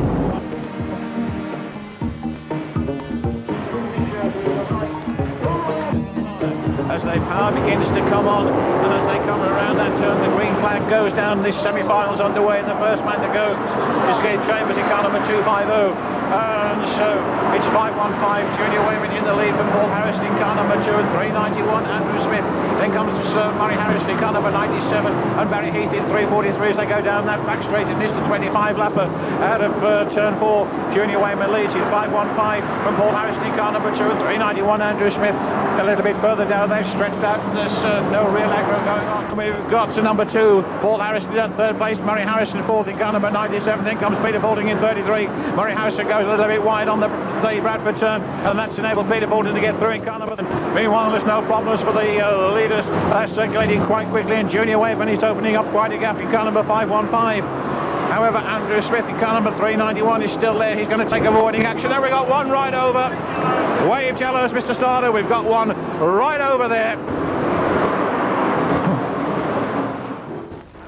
Andrew Smith in car number 391 is still there. He's going to take avoiding action. There we got one right over. Wave yellows.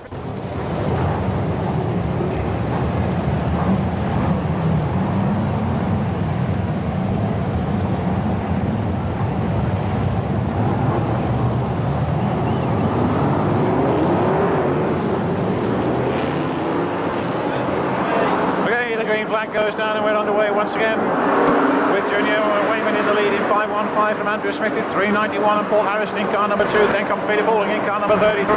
There's going to be a change there, but I look at it as Murray Harrison in car number 97. Blocks off Barry Heath in car number 343, and Rob Perry's up there as well in 217. Coming around that turn, it's the big bend turn coming up against back markers again, which doesn't trouble them this time. It's number 515, and it's halfway next time, Mr. Starter. Junior Wayman in car number 515 still out in the lead from Andrew Smith in car number 391 in that second place, and third position still really giving it a good run is number 2 Paul Harrison, then 33 Peter Balding doing his best to drive on the inside there, but he's not close enough. Still Junior Wayman with number 2 Paul Harrison. Is he going to get through now as Andrew Smith goes out a little bit wide, but not wide enough to allow Harrison through? Harrison no neck and neck down that back straight, door handle to door handle as they go down that far side, and in fact Andrew Smith hits the spot of bother and he drops down a couple of places. It's Peter Balding who moves up to third place. Number 2 Paul Harrison is now second, changing after Junior Wayman in 515. Andrew Smith's coming back and he pushes them both. Andrew Smith there, and both Peter Balding and Paul Harrison disappeared on that turn, and it's Andrew Smith who's back into second place after using the bumper to very good effect on turns 1 and 2.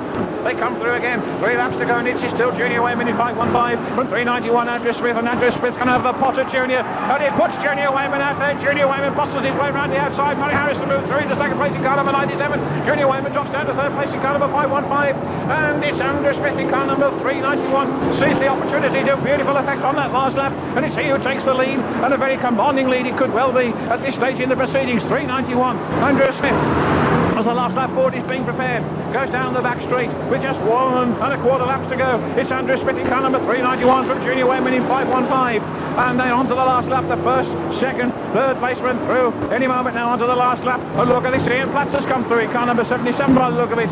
Murray Harrison's got a flat rear tyre, that's why he's slowing down in car number 97, and so it's checkered flag time, and it's going to be Andrew Smith in car number 391 who crosses the line with a triumphant wave of a hand out of the cab. Junior Wayman second in 515.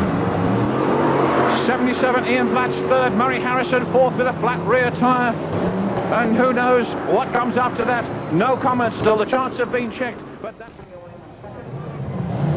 The final result had 391 Andy Smith winning from Junior Wayman and 77 Ian Platts. And after the customary coin toss, John Lund claimed pole position on the 97 World Final Grid, to be staged at Bradford in 2 weeks' time. Today's remaining races proved to be a precursor of that upcoming meeting. with an influx of Dutch Archon drivers helping to create the highest levels of track action of the year so far. The remaining races went to 421 Nigel Wilkinson.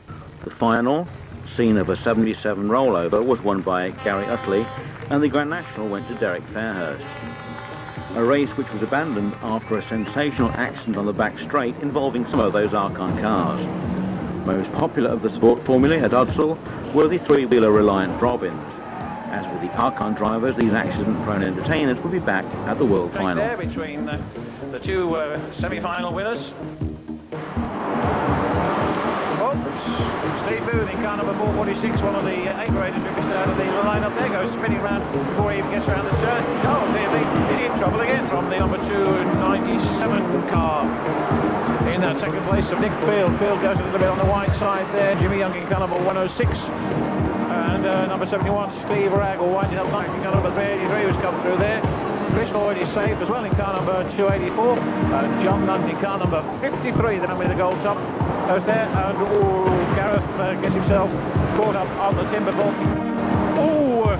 And it's one of the Dutchmen involved down there. And wave yellows, Mr. Starter.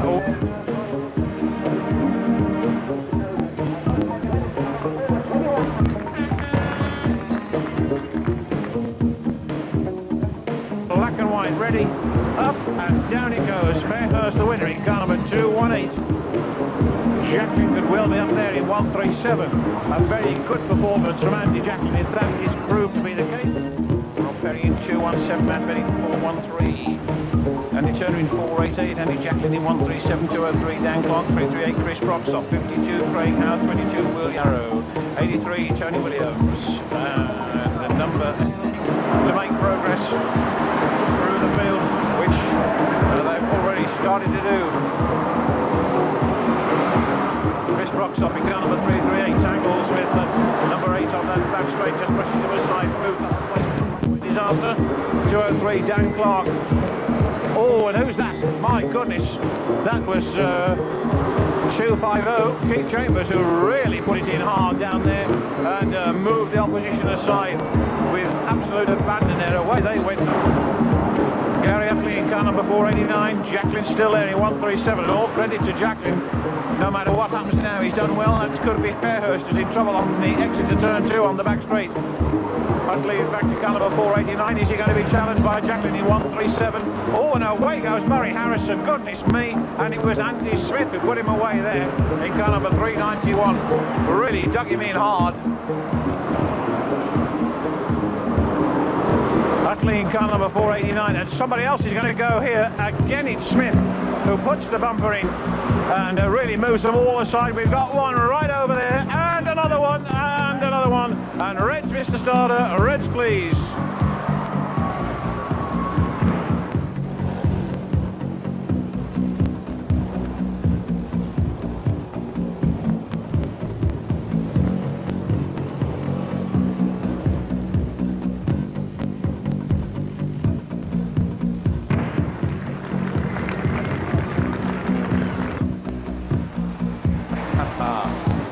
Oh, he's nearly there.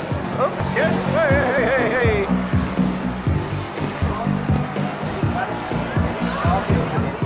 Back on the wheels, is he going to get it fired up again? Whoops. There's another good one. Straight over. Back on the wheels.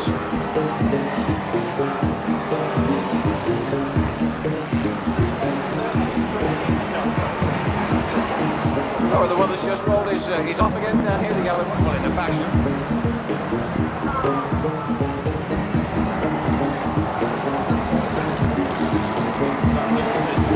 Oh!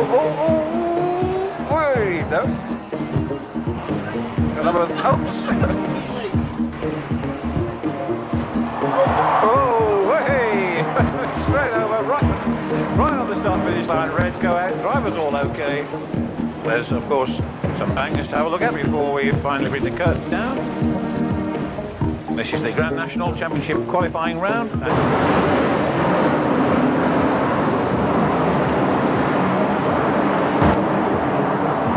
Right, the green flag goes down yet again. Steve Baxter in car number 19 and Stu Milton in car number 390. Mal Brown in car number 34 lead him off as they go roaring round here at full bore. Dutchman number 35 almost hits the fence, but manages to recover and goes past Junior. Oh, and that's Gaspard straight up in the air and over there.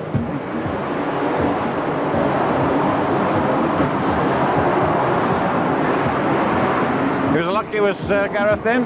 Matt Bennett's also got an early problem at car number 413. Round goes Phil Smith in car number 109. Barry Heath was the other car there in number 343. And Chris Broxop was the third in 338. So that sorted that little lot out. Steve Baxter then the leader in car number 19. Three of them in a heap over on the far side, including Stu and yellow flags. Chris Broxop was the third in 338. So that sorted that little lot out. Steve Baxter then the leader in car number 218. And then 488. Andy Turner. Then 52, Craig Howard, first, second, third, and fourth. Dutchman in fifth place.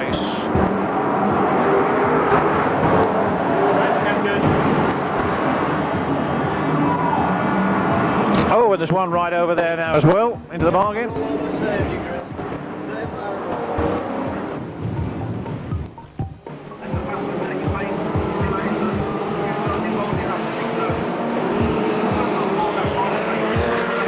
One week previous to the Bradford Semi was an especially destructive Long Eaton F2 session. Race winners started with 66 Daniel Queenan. Heat 2 on the Grand National went to Scotty Scotland, while the consolation was won by Mark Woodhull and the final Mark Taylor. Surprise Woodhull victim in the final was everyone's favourite national points challenger Bert Finnegan. At this point in the season, the national points number one was still Rob Speake with 1,150 points, but Bert was now closing with a score of 1096, just 54 points adrift. And again, Messi will go for his third one tonight. At the moment, it's Dave Massey 977, the early race lead off on 197. Steve Whitten, Darren Cottrell almost goes up onto his roof with the Scottish Scotland car tangled there. Scottish Scotland's almost flipped over. Involved 2 is Alan Beale 515. Those three cars have separated themselves. This will be a good drive from Russell Taylor all the way from the northeast. Quickly dispatched into the wires. Courtesy of some of the faster moving cars. John Lewin there forcefully moves out 56, then Perky's out the way. And Bert Finnegan now with the Stoop. Some of the slow moving traffic. Keith Roberts there for a moment had a slight touch on, and the leader's drifted very, very wide. Did well to hold off a bit to the fence, although not so fortunate was Darren Cottrell 575. That motor looks like 34 has been shown as the new leader, although possibly he went out, and Finnegan's gone to, along with 335 Mark Woodall. Mark Taylor also well positioned up amongst the leaders, just having the lap charts checked, but at the moment it's 34. Cottrell 575, 903 Roger Mitchell, and 40 Mike Dignan. Red top drivers John Lewin 159 and 242 Martin Heath.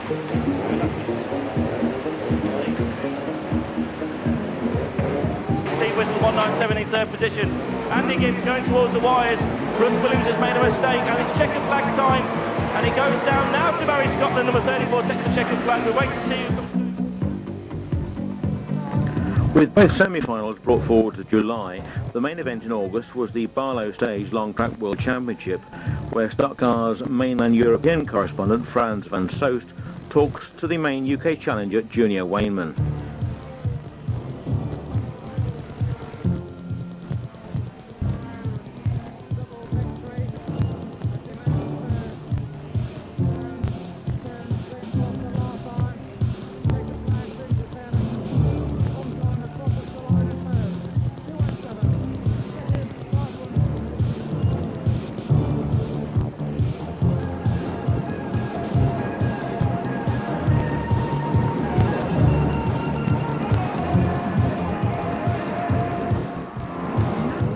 Next to me is the hot favourite from the UK, 515, Frankie Wayman Jr. Well, Frank, at the beginning of the season we were talking about it. You've won the New Zealand Championship. You could become the first driver who wins all 3 titles this year. And this is the second hurdle you've got to take. So what do you think? Yeah, like you say, it would be nice to win, you know, the other 2 with the New Zealand Championship, obviously. With the car supplied by Mick Ogden Diesels, you know, I could have a good chance. We came practicing in July we're quite happy with the car, so you know it's very much on the pace. I see a couple of Dutch drivers have done some more alterations for today, but we'll give it as best shot, see what we do. What do you think will be the biggest problem for you? Is it going to be the tyres, or is it going to be the people in front of you? I think it's going to be tyres. It's a long race. I don't know how quick they're going to be. I'll just decide in first few laps sort of how quick they're going to go. You can tell if they're going to blister the tyres. If they're going to blister the tyres, just let them go and do it. And like we should be able to catch them later on if I keep my tyres right. So we'll just play it by ear, see what happens as we go along. You're starting on the inside. Is that a favoured position instead of the outside? I don't think it really matters over here because you know you're all going at the start. You're all going quick and like nobody really gets stuck in so much on the first bend because you're actually going quick as you set off. Like, so it wouldn't bother me either way really. But you know, obviously I'm on the inside. I'm on the line, so I'll be going. Okay. So after this World Final, we got the Bradford one coming up next month. They've got a good starting position in that one as well. Yeah, we are very pleased with the semi-final. I didn't want to win it. Well, if I can get second and get on, I know I got inside as well, which I was lucky because they just tossed a coin and you know I ended up on inside. So I'm very pleased with that. So just need to sort the new car out for around there and it should be all right. Okay. Best of luck, Frank. Yep. We'll see how it goes. Yep. See you later on. One of the drivers will... Other interesting sights at Barlow were the new age Glen Asprey Formula 2 car with side pod radiators, a stunning long track special for 22 Lou Wabish, and a promising lap time by H10 Pete Kaiser. But as ever, it was Ron Kroonder with the fastest practice lap, and he lined up on the front row in the big race. Frans van Soest commentates on the highlights of the first half of the race. Keep your eyes on Pete Kaiser.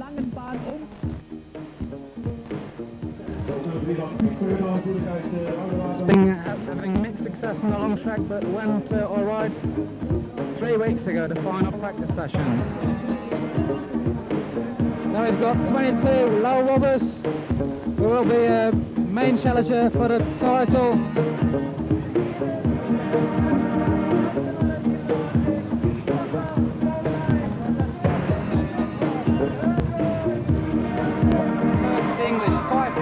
Frankie Wayman Jr., who produced an excellent time in this morning's practice session.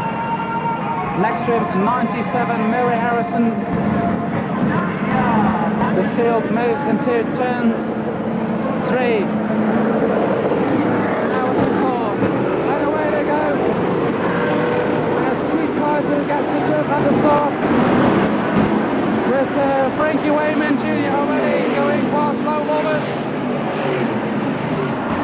And the whole field gets away clean with Pete Kaiser in the lead from 217 Ron Conn, and then it's 5.5 Junior Wayman and 22 Low Robbers. Low Robbers tries to put Wayman out, but he misses and loses line. Wayman went a bit wide as well, so it's 10 and 2 and 7 away. Followed by 5.5 Junior Wayman and Kroonder's fast Kaiser wide then moves through on the inside. So after one lap, it's 10 in the lead, and he's going to give... Oh, he's going to put Kroonder away! He's put Kroonder away, and it's number 10, Pete Kaiser, in the lead. So he has put the defending champion away. We get the rest around. Red flags have come out, and that was a big crash. After a valiant effort to straighten Ron's steering, the 217 car rejoined the grid in less than tip-top condition. This probably helped make the thrilling rerun, with Frans van Soest commentating.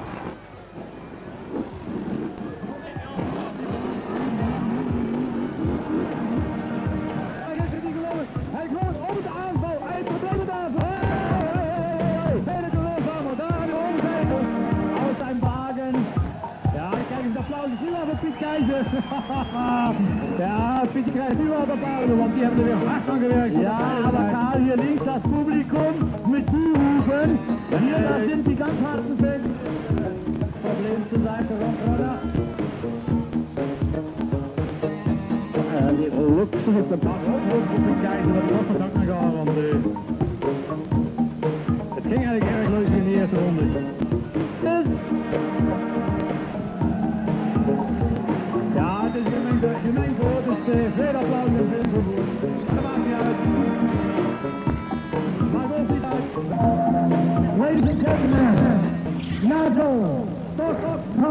races. Ron Kroonder, after length repairs, has taken his place alongside Pete Kaiser on row 1.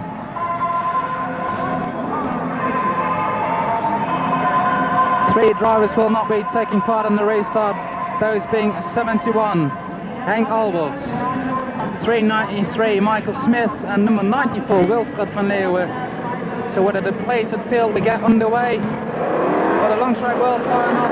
There we go. Kaiser gets the jump. And Kroonder's forced by. So it's 22 low wobbles in second now. Frankie Wayman Jr. on the inside as they go into turn 1. And Kaiser still in the lead, followed by 22 low wobbles, 5.5 Junior Wayman, then it's 217 Ron Kroonder. Wayman looking for a gap on the inside of 22 low wobbles. Turn 2. That's yet number 10. Pete Kaiser cannot open up again. Wayman is struggling on his tyres. Benny Notek crashed the fence hard on turn 3. He's spun out and stalled in the middle of the track. Turns 3 and 4 again. Kaiser with Roberts now firstly on his bumper.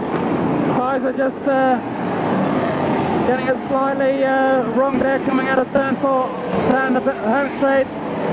And is he under pressure from 22? And yes, he is.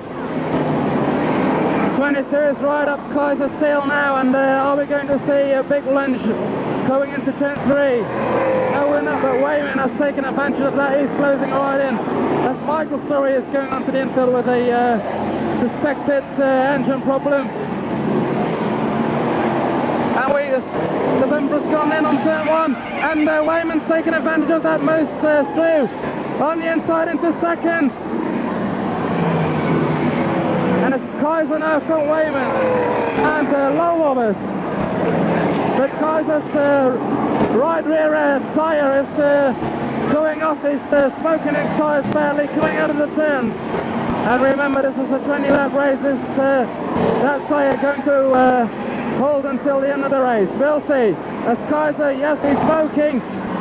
Is Wayman going to take advantage of that? Junior Wayman, who's won the New Zealand Championship in January. Oh, and Wobbles is trying to spin out 515. There's a good battle going on between them, and it allows Kaiser to race away.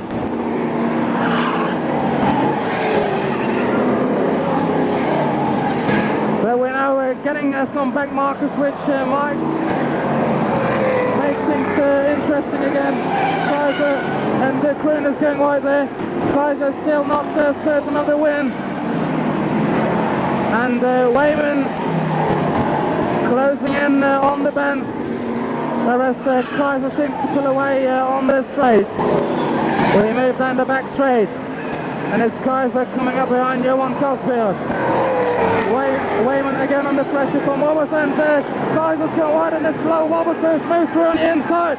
Kaiser's got a run there, and it's now and Kaiser seems to put the bumper in, and Wayman, what's going to happen? I think Kaiser's had his best this race. His tyres seem to go off to the finish and win this race. He went a bit wide there on turn 1. Is behind Marcel Janssen now. Wayman is also going slightly right there. And Pete Kaiser is dropped well out of the race after going so well. He's out, and there's no moves onto the back straight. Mary Harrison in front of him, but yes, it's going to be Low Wobbles who's going to win this race. The first major championship for Low Wobbles on Warwick and Buisson. 22, Low Wobbles, the new long track world champion from 5.5, Junior Wayman, 217, Ron Kroonder in third. As for that, for the rest we'll see the confirmed results from the lap scorers. The final results saw 22 Lou Wabish, the new long track world champion, Junior Wayman was second and crooned a third. Away from the podium, Henk Jan Ronitz was fourth, Martin Verhoef was fifth, and Murray Harris from the next best UK finisher in sixth. The next race on the programme was the Junior Wayman won Jacques Class Trophy, with Kroonder back on form, winning both the sponsors race and the meeting finale. The first Formula 2 race went to Willie Peters before Toon Schut took over, with 7.82 Stu Rolfe upholding the honour of the Brits with a strong drive in the final.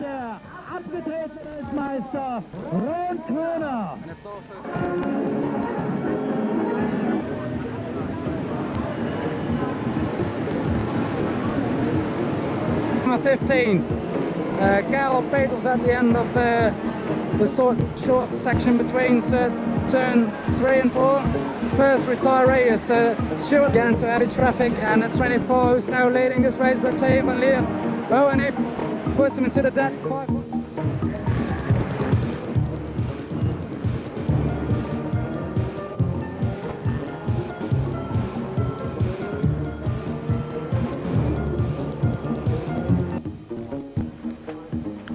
Back in England, Formula 2 could be found racing on the rough stuff, as Long Eaton staged its first big Formula 2 title of the 97 season, the Constellation semi-final.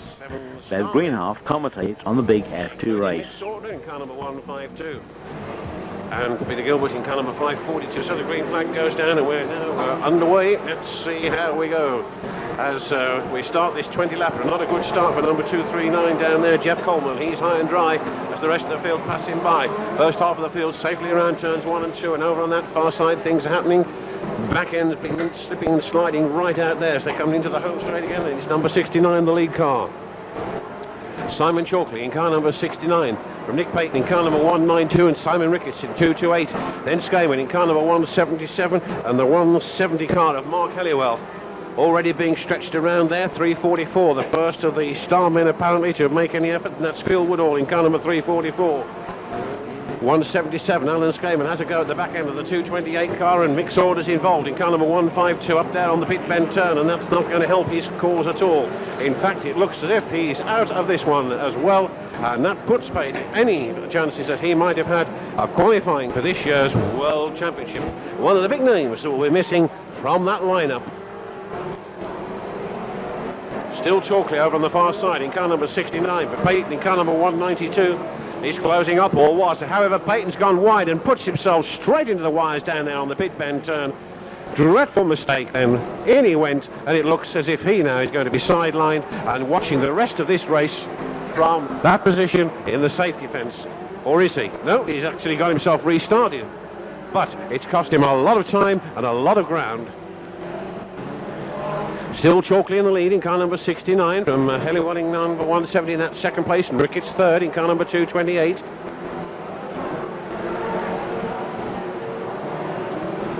.750 car going a little bit wide there. The 598 over on that far side looking for an opportunity to perhaps use the bumper and get through. Loses it again on the pit bend turn and doesn't make any ground at all. Chalkley going round the two cars that are caught up on the exit to turn 2 there, creating a little bit of a problem as far as the racing line was concerned, but Chalkley gets safely through in car number 69, not giving him any bother. Into the home straight away, he'll be coming in just a moment or two with the Mark Helliwell in car number 170 in hot pursuit all the way, not allowing the leader to get away too far at all. 69 and 170. Ricketts still in that third place in car number 228, and Skayman in fourth place in car number 177. Then a bit of a gap between it comes to the rest of them, which are still, in actual fact, very much in contention. And there's Chalkley being used and pushed down the home straight. And waved yellows, Mr. Slaughter, waved yellows. We've got one right over down here, as you can see, right on the fence.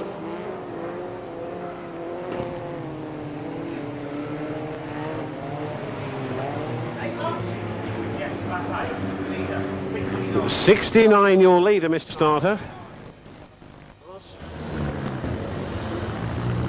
In position.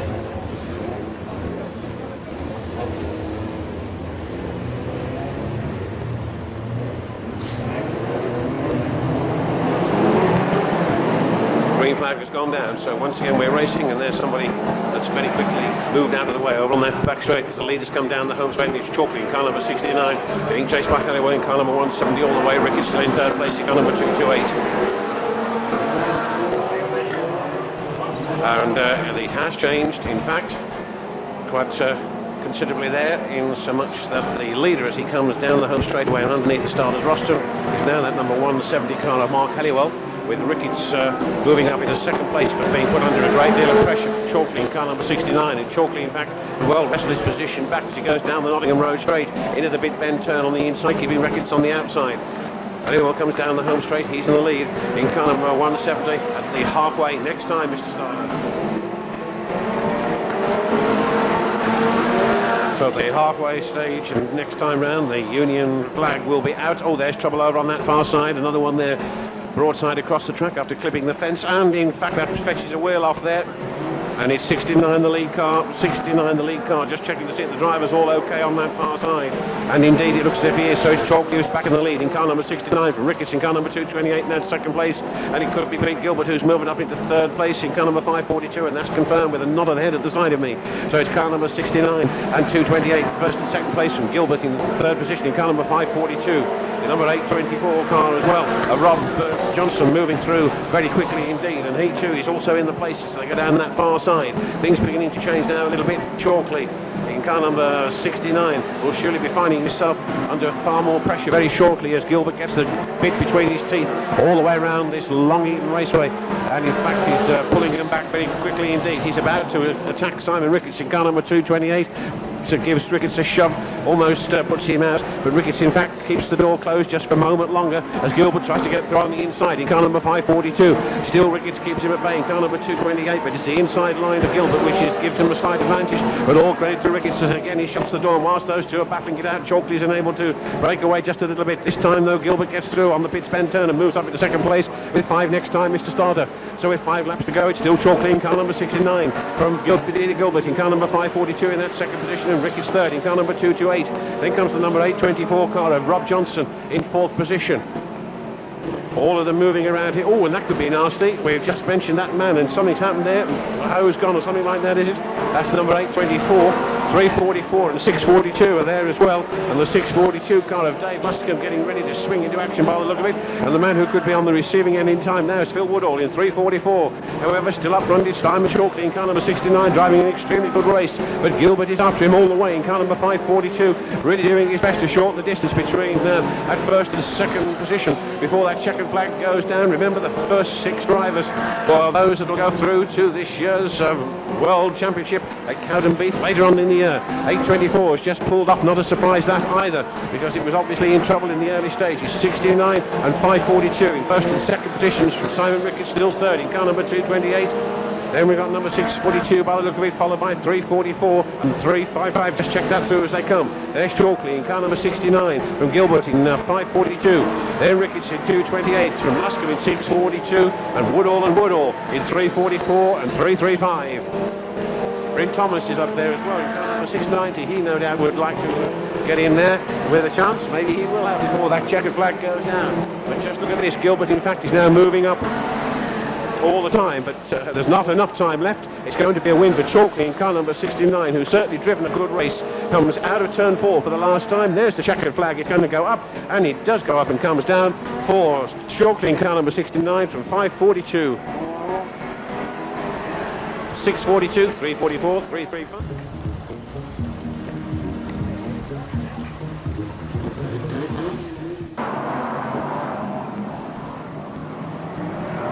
So it's 5 laps to go this time round, and the man in second place, Matt. Formula Ones were also on the programme, and Rob Newsom performed a unique home straight rollover in the number 16 car. Formula One races were won by part-timer Peter Folding, Dan Clark and Will Yarrow, with a heat and final double helping to ensure a 5-1-5 victory in the National Points Championship. Back in the Formula 2 division, the meeting final went to local hardman Jamie Baggerly. Number 242 down there, and in fact eventually getting hooked up. It's all set, so as he comes down the home stretch, there he goes. Number 95 first from Jamie Bagley in second position, and the 955 car clips the fence post as he comes down there and rips off a chunk of the back end of the foot cars behind him, which of course he wants to do, and he'll be putting a few more in because they're all slipping and sliding all over the place on the big bend turn.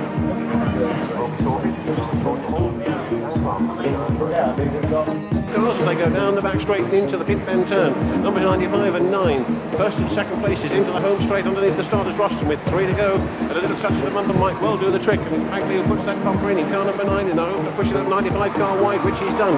So it's car number 9 who goes into the lead. The 95 car of Mark Nelson goes herring after him down the back straight. Bagley in car number 9 leading, slides that car around 3 and 4 as the time rapidly is beginning to run out. Can the number 95 car get back into contention? Bagley in car number 9 from correctly comes out of turn 4 for the last time down the home straight away. There's the checkered. He takes it to car number 9 from number 95 Mark Nelson. In fact, he eases off just a little bit round the pit bend turn because he knows the checkered flag is which it is. 515 Junior Wayman first across the line from Andrew Smith in car number 391 and Peter Pauling. So checkered flag time.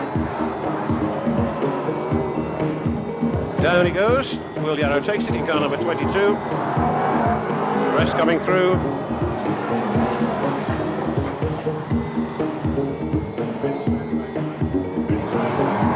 And red straight away, Mr. Starter, please.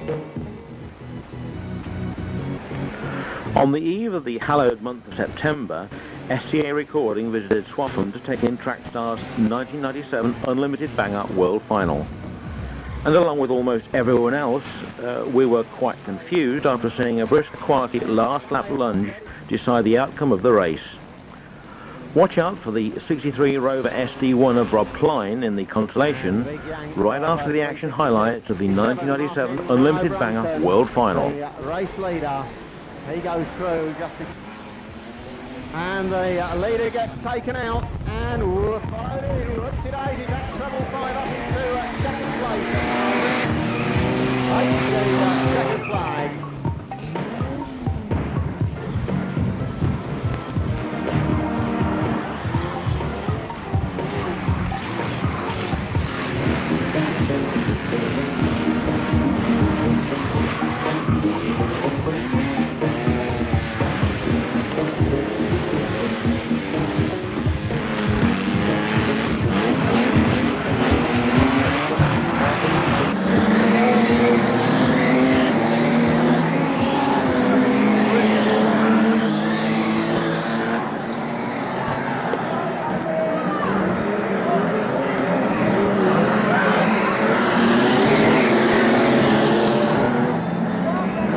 So then the green flag goes down. It is absolute chaos all the way around the raceway, and it's 55 Mick Ivett in lead position at the end of lap number 1.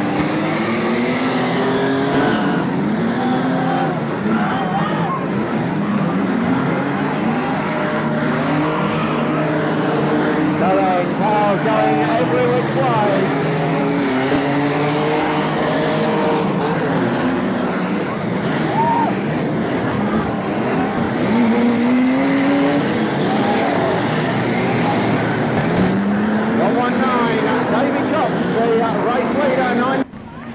So in the second half of this race, 997 Wayne Cottrell, the race leader. 541 gets taken out down there on the Downham Road turn. And 997 Wayne Cottrell now has lapped the entire field. 323 Richard Hughes in second position. 97 Marcus Goldsmith, middle turn, number 997, Wayne Cottrell goes gold.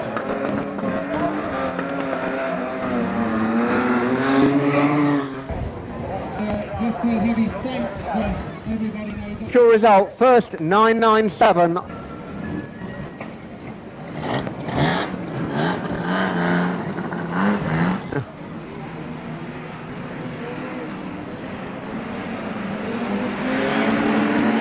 And not for the first time this weekend, a big smash on the pit turn.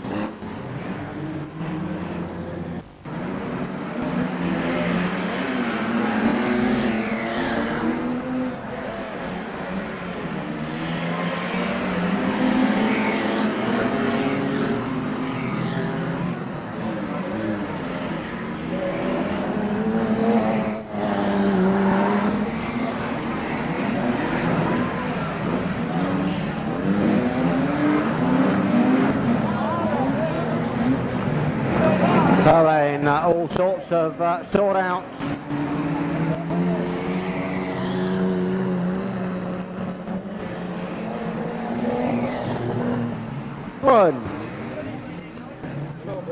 We're looking for a new race leader this time, and it's 63, Rob Klein, in lead position with the number 5 car running in second place. 119 running in third. So 63, 5 and 119. The race order at the moment.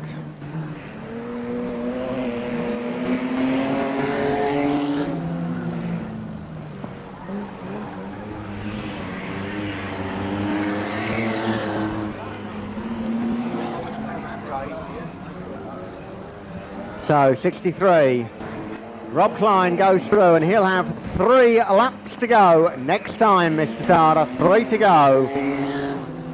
119 goes up to second position, and there's not much else left running in actual fact.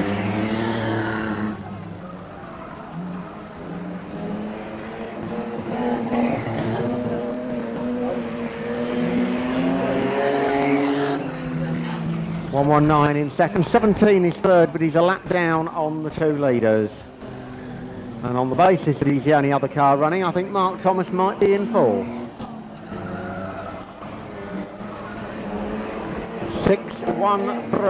63, the race leader.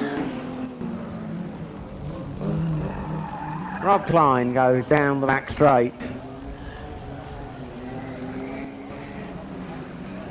119, Davy Cox in second position, is closing the gap all the time. There's just 1 lap remaining. 63 and 119. It's between those two as they go down the back straight. And 119 trying to get it. Hey! 63 misjudges it and puts himself in the fence. And Jack Overy never misses a chance like that. So, who is going to win this one? Whoopsie daisy. 119 says, will somebody give me a push, please?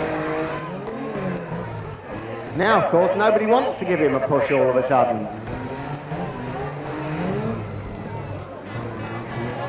So then, at the moment, it's first nobody. 827. He's 5 laps down, we think. 17 with 1 lap to do. 1 lap to do for Overy. 827's got about 6 laps to do. So then, and number 1's got about 3 to go. Davy Cox is trying to get going. So it's 119 and 17 now who are battling it out. And checkered flag goes down. Jack Overy takes it.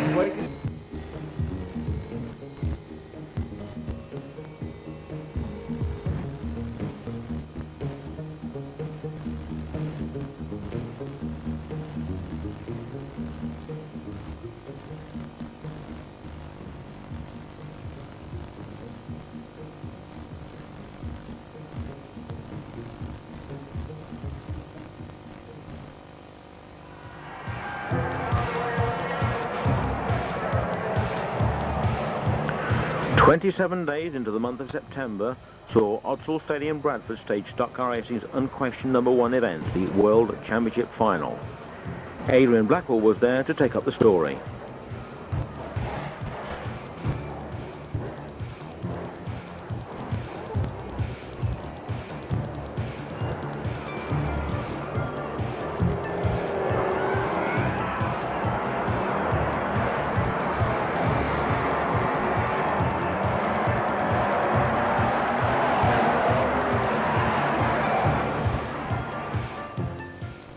To Odsal Stadium Bradford for the 1997 staging of the Formula 1 Championship of the World. SCM Video is here to cover the event. Lining up on the front row of the grid, we have 53 John Lund, the defending champion, of course trying to equal Stu Smith's legendary record of 6 world titles. Alongside him, 391, Stu Smith's son, Andy. Andy looking to repeat his success at the last time the meeting was staged here, back in '94 when he took the title. And of course behind them sitting is 515 Frankie Wayman Jr. Frankie looking to capture his first world crown, although he was down in New Zealand back in January and captured the world 240 cubic inch title. Behind me you can see all the foreign drivers lining up on the track. They're just about to start off on their qualifying race to determine their grid positions. It's going to be one heck of a race and we'll be here to cover it for you. It looked like 228 was in a bit of trouble over there, and there's a bit more trouble over on the far side with Beermore gone in. First race of the day saw the new long track world champion Lou Wabish take easy victory in the overseas qualifying race. While further down the grid, Bob Ciccone over-revved the spare 391 car and joined Ron Krunder as a spectator for the big race.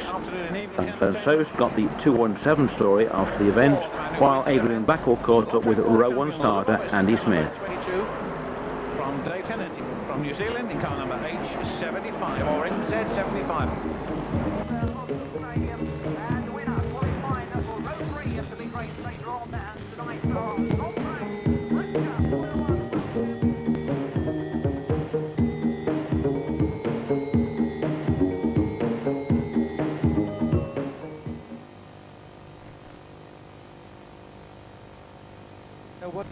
Qualifier from Holland, but unfortunately he's not racing due to injury. 217 Ron Krunder.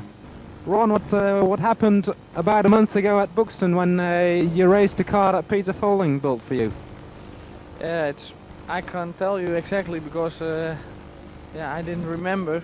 I was maybe 6 or 7 hours that I don't remember, but I had a big crash in Barlow, so and maybe now another crash in Buxton, and that injured my ribs and my head, so that's it.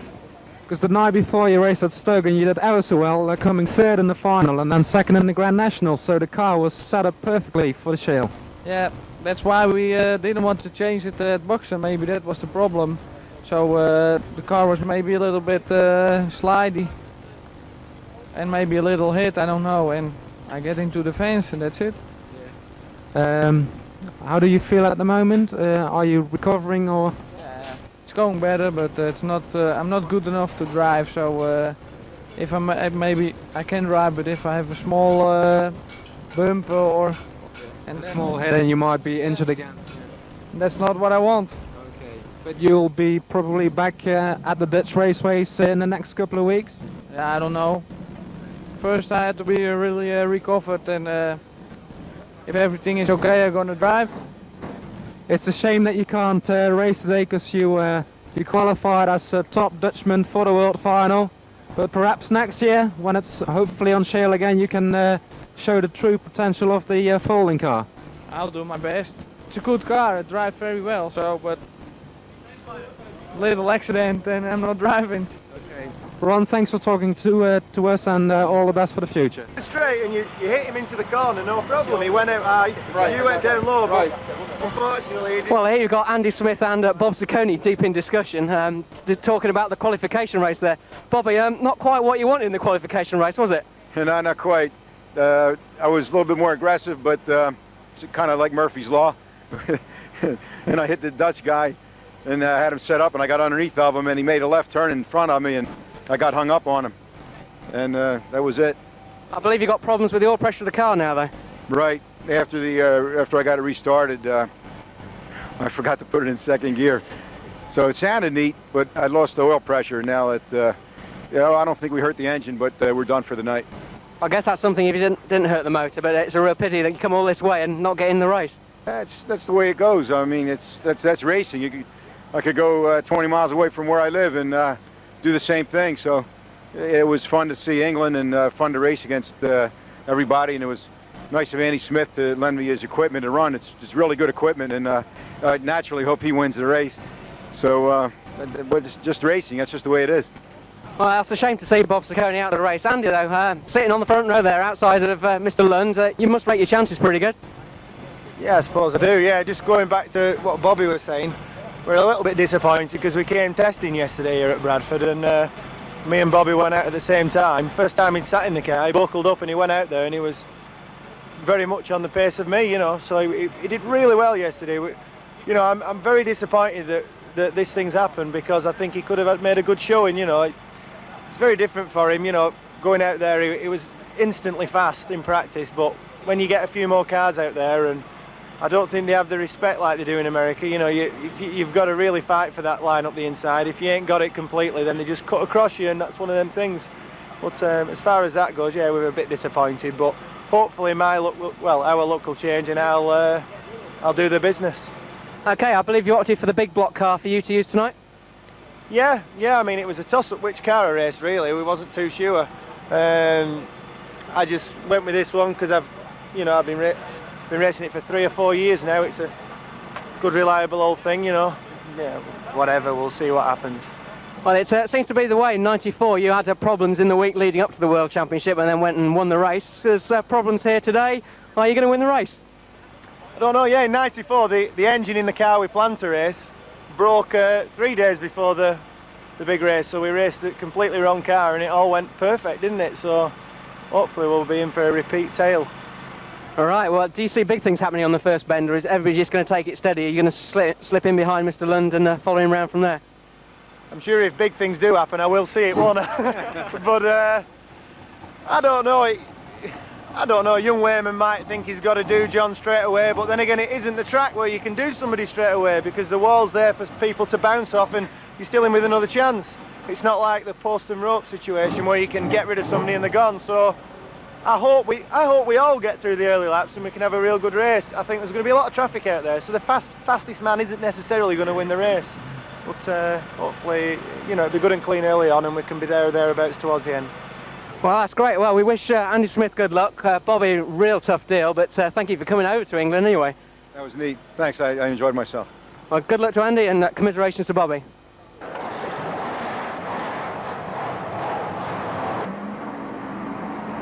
Heat 1 saw the opening bout of UK versus Holland Agro, when Andy Turner tangled with the juggernaut carrying number 1, belonging to Toon Vronic.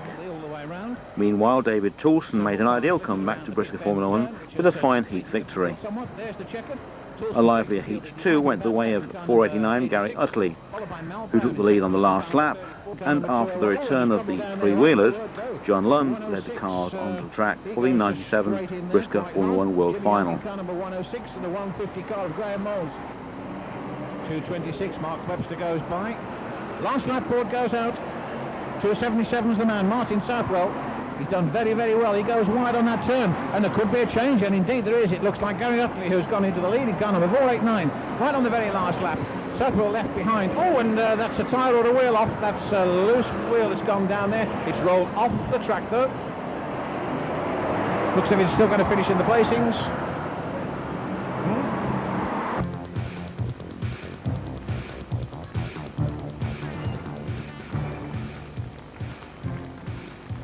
So oh yes, they're already started. Look at that. Up, up, up, up, up. Oh, it's lovely. Back on the wheels he goes. Oh, I told you they were fun. Whoops, way! Whoops! Straight. It's all over the place. Bits of fiberglass all over the place. That's another one. Look over on the side there. Whoops. Look. Oh, it's going to happen. Oh, and away they go. Bounce back again. They both have. Yes, they could be fired up and be on the move in a minute. They are. They're on the way. Oh.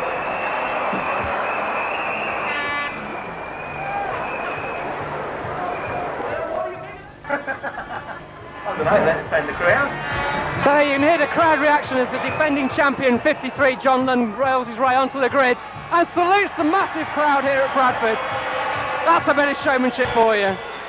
Looking at the crowd, the thousands of fans that are here for the biggest night of the year. It's the 1997 Championship of the World. And so next up we have the outside of the front row. It's 391 Andy Smith.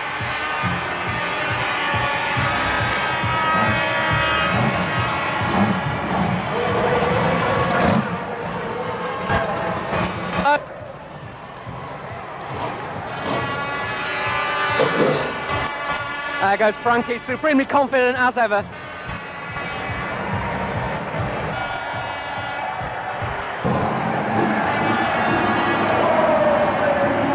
And making the back of the grid, the 33 car of Peter Faulding. Peter, as we said, coming in as first reserve for the Gasbot entry. That's Peter's father, Rod, sat in the driver's seat. Rod used to race years ago in the number 36 car. Oh, dozen or so presentations to do. And the grid starts to take shape. Everybody looking fairly relaxed still. There's Andy Smith down the front, who's just been talking to John Lund. All the mechanics seem fairly easy about it all.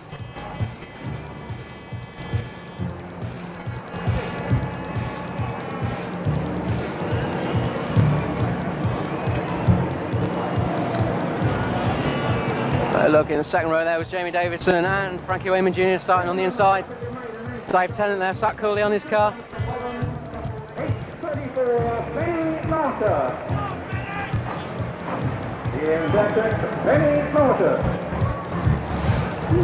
Rob Pearce there already strapped into his car. Danny Clark, open face helmet as usual. Danny's trademarked the cling film there on his visor, ready to peel that off when it becomes all clogged up halfway through the race. Dutch drivers stood on the beams on the infield waiting to climb into their cars.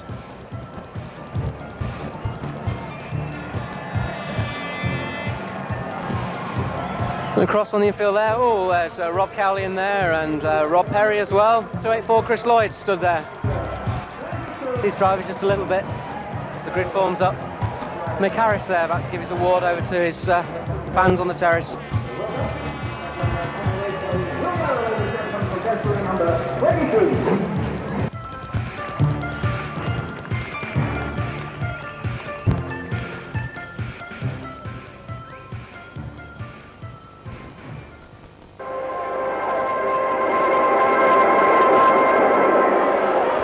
Gentlemen, are you ready?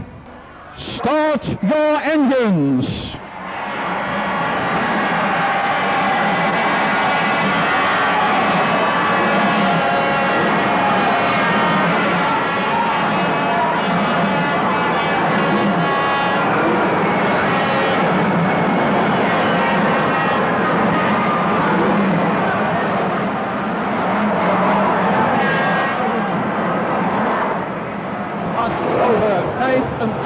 London.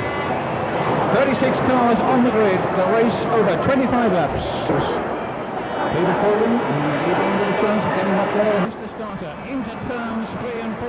On goes the power, and we're underway. With the 1.5 rolling laps complete, the crowd ecstatic and over 30 V8 Chevrolet engines screaming, the green went down and John Lund broke into an early lead.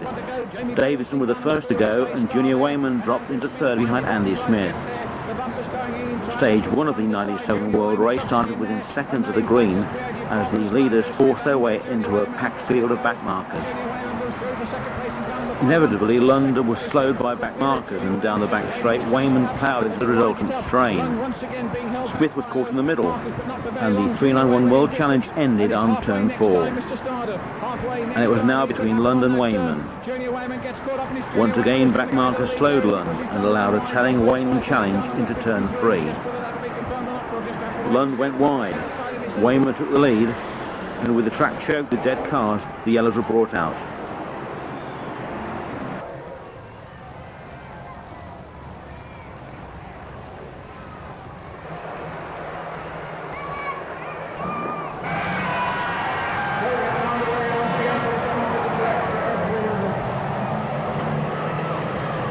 With dead cars everywhere, the tractors were kept busy for some time, and the packed grandstands were growing impatient as the second stage of the world got underway.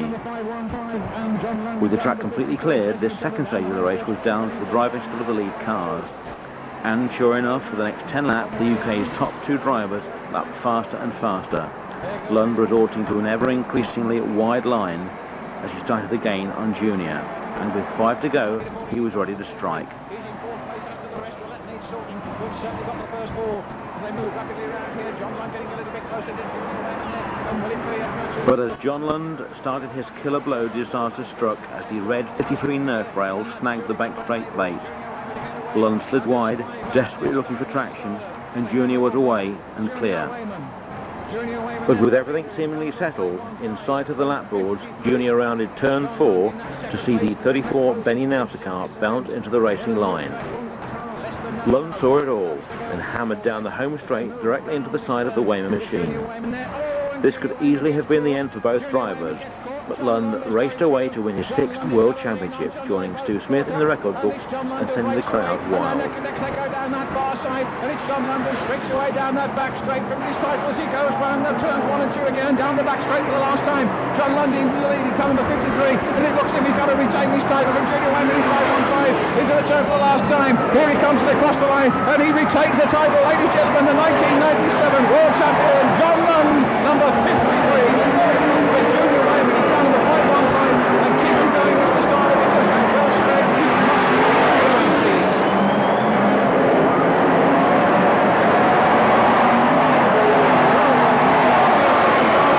Ready now, please. Well.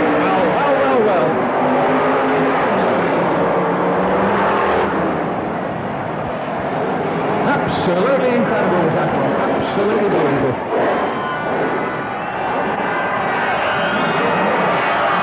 John Lund retains title number 53 from Junior Wayman in car number 212 and 33 Peter Balding in third place. Oh, wonderful time. Peter Balding, remember, he came in as a reserve and he takes the place up at Austin as number 3. Ladies and gentlemen, John Lund!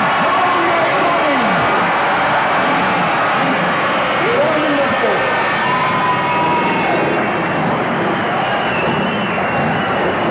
And there's a nice gesture from Junior Wayman, ladies and gentlemen, there.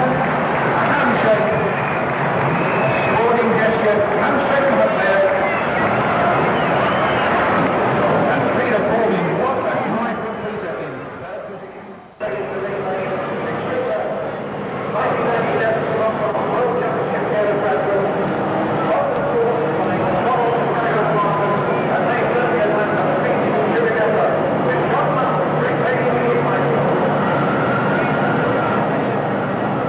Quite rightly so. Peter Balding there congratulating John Lund. And Stuart Smith there, that's a very nice touch, congratulating John on equalling his record as a 6 times world champion. It's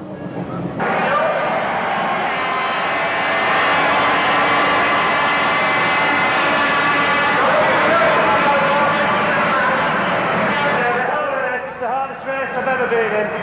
I must commiserate with Frank, he drove really well, and at this bottom corner we were tangled together, and it really was anybody's race. But I was lucky, I bounced on, managed to get going first. But I'd like to thank all the lads who've helped me, and especially the spectators who've supported me for the last 20 years. It's all these people, the atmosphere that really keeps me going. I'd just like to say thank you to everybody. Well done once again, John Lund! John Lund there thanking his fans for all their support, his mechanics and the crew for their hard work as well. John, of course, had extensive damage to his car at Coventry just a few weeks ago. Quick word with Frankie Wayman Jr. What was that race like for you? It's a great race from up there. Absolutely brilliant, loved every minute of it. The car just bounced out there and caught me, and John got me back up, but you know, that's stock car race. I'm very chuffed with second. It's good to come second to John because he's a real good driver. I guess a little bit of disappointment perhaps, but you must have thought maybe this is it, I guess, when you was out in front. Yeah, I got a good lead on John. I thought that's it, I would have settled down and only a few laps left. And then we just caught that car, like I said, I mean, a third last year, second this year, next year maybe. Maybe. Okay, Frankie Wayman Jr., ladies and gentlemen.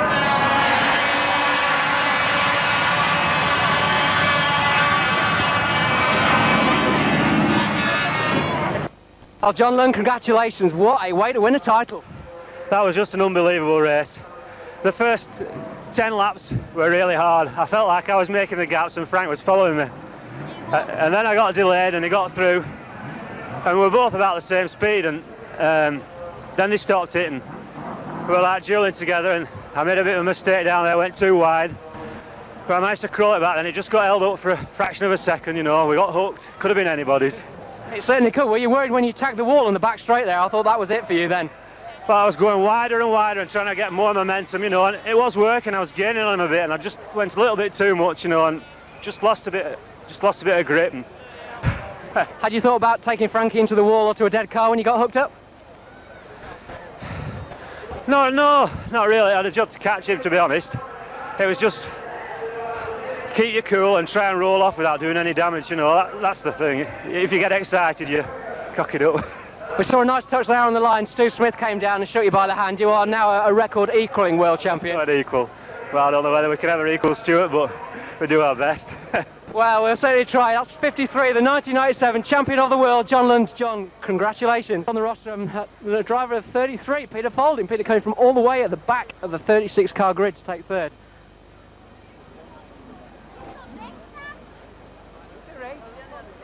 Okay, in second place, he led the world final. Didn't quite come first. What a great race. Second place, Frankie Wayman Jr. Frankie saluted to the fans. Very popular second place. Frankie, a lot of fans here at Bradford, of course, his local track. And the champion of the world once again.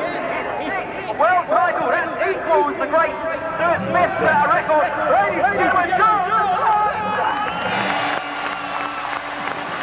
There's John. Oh, he's very happy.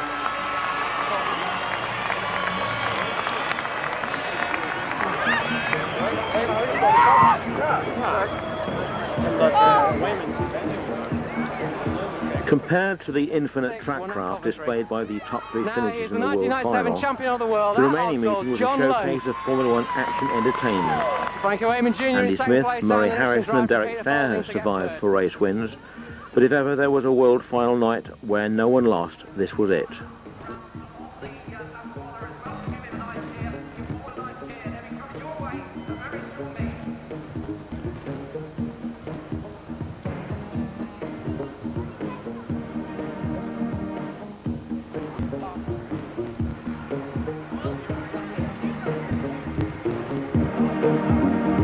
Chris box up, and we're at the halfway stage, Mr. Starter. Oh, and he's over, and he's back on all four wheels.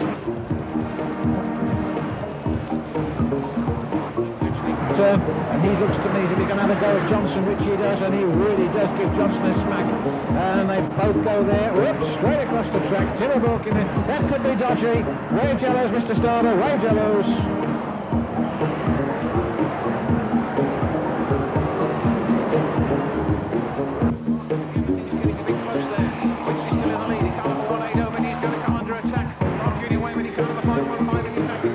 The rest of 1997 saw Junior Wayman win the Long Eaton Stage Grand National Championship and the points title, while in the Formula 2 division the national points went to world champion Rob Speake after being chased all the way to the very last meeting of the season by Bert Finnegan. We end this take with Bert in action at Long Eaton's last ever Formula 2 meeting, which carried the title the World of Shale Final. Still trying. Oh, it's going to be close. It's going to be very close. Suddenly, that's no hard ending in it. They come across the line with barely a car's length between them. 5:15 and 53. Station Road on Eaton, back in Good Friday, had a very good season, 27 years of experience, and there's a very popular Simon Panton, 188 from Sleaford. Bert, been on the scene for a number of years now, 4 years of racing from Leaking, Staffordshire, and so all the top boys from the Formula 2 ranks, they're out there this evening. There's a fair-sized crowd, particularly on the back straight. 1.5 rolling laps, please, Mr. Starter. A very nice and formal slow rolling lap finishing. Taylor, Lewis, Johnson, Simpson, Scotland, Panton, Woodall, Shadbolt, Mitchell, Stuart Finnegan, Andy Ford, Mark Sargent, Charlie Stubbs, Mark Veal, they're all there. Let's just see what happens. 95. Mark Nelson, Darren Cottrell, 575. Dave Brennan, 68. Simon Ricketts, 228. There's one to watch from the middle of the pack. 732, Daz Kitson. John Whittle alongside, that's 77. 195, Pete Nelson. Carl Izzett, another red top driver starting towards the rear of the field. Adam Brand, 742. Don't forget he won a final to qualify for this place on the grid back at Skegness, round 7. And the two reserves, 368 Steve Caton and 756 Phil Kay. 20 lap race this one, Mr. Starter.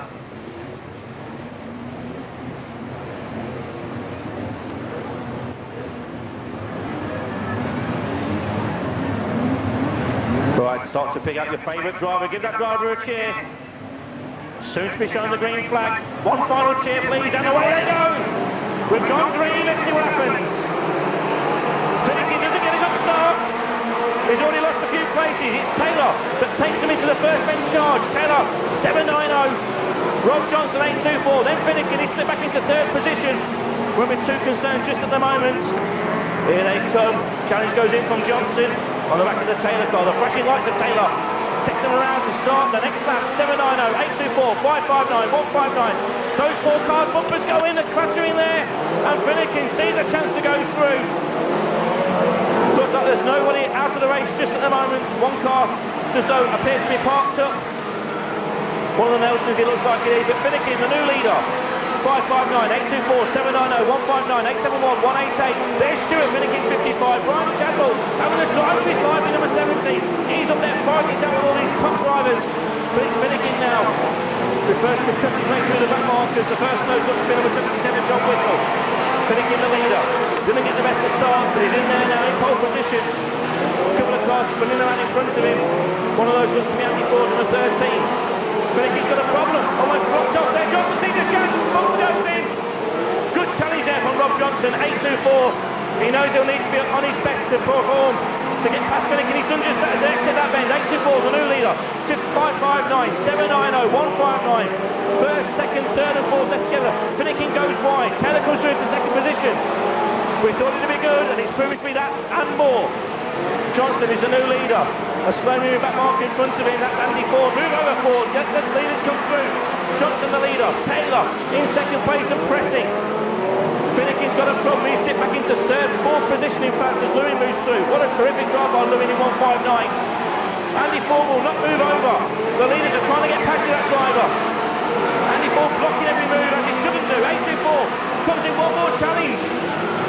Ford almost goes onto the infield. Goodness me, this is exciting stuff. Taylor doesn't challenge us yet, but he puts the bumper in there. Johnson is well to survive that one. Ford would have let in them tyres because he's not moving over. Johnson, Louis Necker has a problem with Ford. He's spun around, the third place man has gone. Ford has taken a part in this race. And the leader is still 824, Rob Johnson from Stoke-on-Trent. Taylor, a very cool customer in second position, 790. Off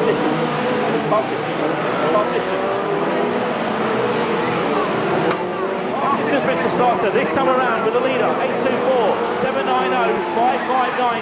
Finnegan, either there's something wrong with that car, or he's seen as the first two will make themselves a mistake. Louis has retired, he lost an awful lot of time there with that tangle with number 13, Andy Ford. Dave Brennan, 68, he's the next to the back markers to be under pressure from the leaders. Taylor's now in front. First and second going sideways together. Taylor's been challenged, but he keeps on to the lead, and he's Rob Johnson has been spun around by Finnegan. So they're into the second half of the race. And the new leader is going to have a bit of a lead now, is 790. Juan Taylor back in second place and some distance behind. And things aren't looking too good. It's Bert Finnegan, 559. There's Taylor, back marker Brennan, 559. Bert Finnegan is second. 55 Stuart Finnegan third. And Simon Panton, he's in fourth place. He'll be keen to get himself one of these top trophies on offer this evening. And to do that, he needs to get past Stuart Finnegan. Adam Brand is the back marker. So too, Sean Ward, 881. Taylor now got his toe far down to the floor. He sees he's got himself a very good chance of winning this one. Johnson has retired to the infield.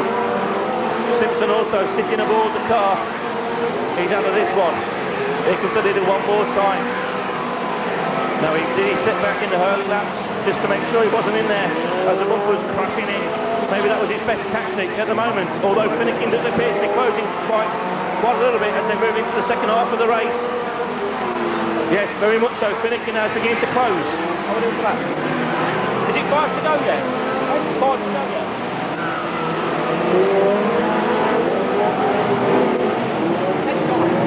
5 laps to go next time. Terrific race this one, and it's not over yet because the leader has now got a number of slow-moving back markers in front of him, and Finnegan with every lap is starting to close. Has he got it in him to close up? Taylor's got the problem to get through the back markers first of all. Two cars touch there just in front of the leader. There's Taylor. He's trying to keep himself out of trouble. A big win this will be for the Lancashire-based driver. Whittle, 77, he's wide. In the wet stuff, number 9, Jamie Bagley. Got the brakes on there by the looks of things. He's blocking the leader, in fact. Bagley makes a bit of contact there with 7-9, and all of a sudden Finnegan is closed right up.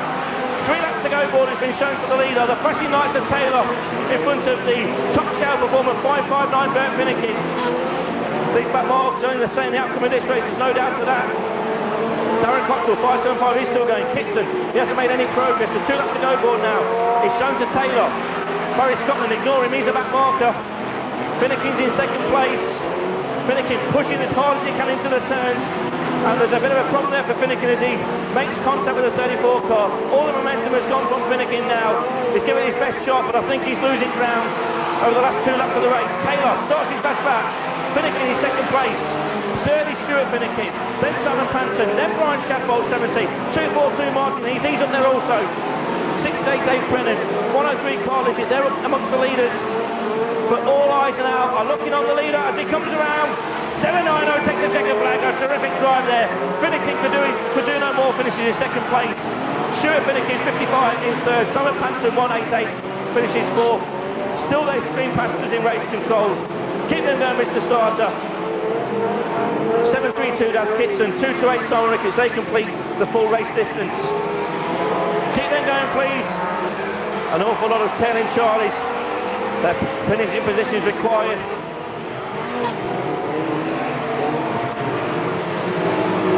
Still some back markers to complete their full race. And that'll do us, please. The red flags. What a terrific race that was. Super race there, the Formula 2 boys haven't disappointed.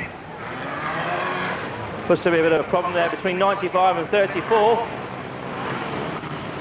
So that's no after the race incident. Again there. Sponsorship from Racers Hardware, Ward Landscape, MTech Racing and Tubic Scaffolding. This year's 1, 2 and 3 in the 1997 World of Shales Series Final.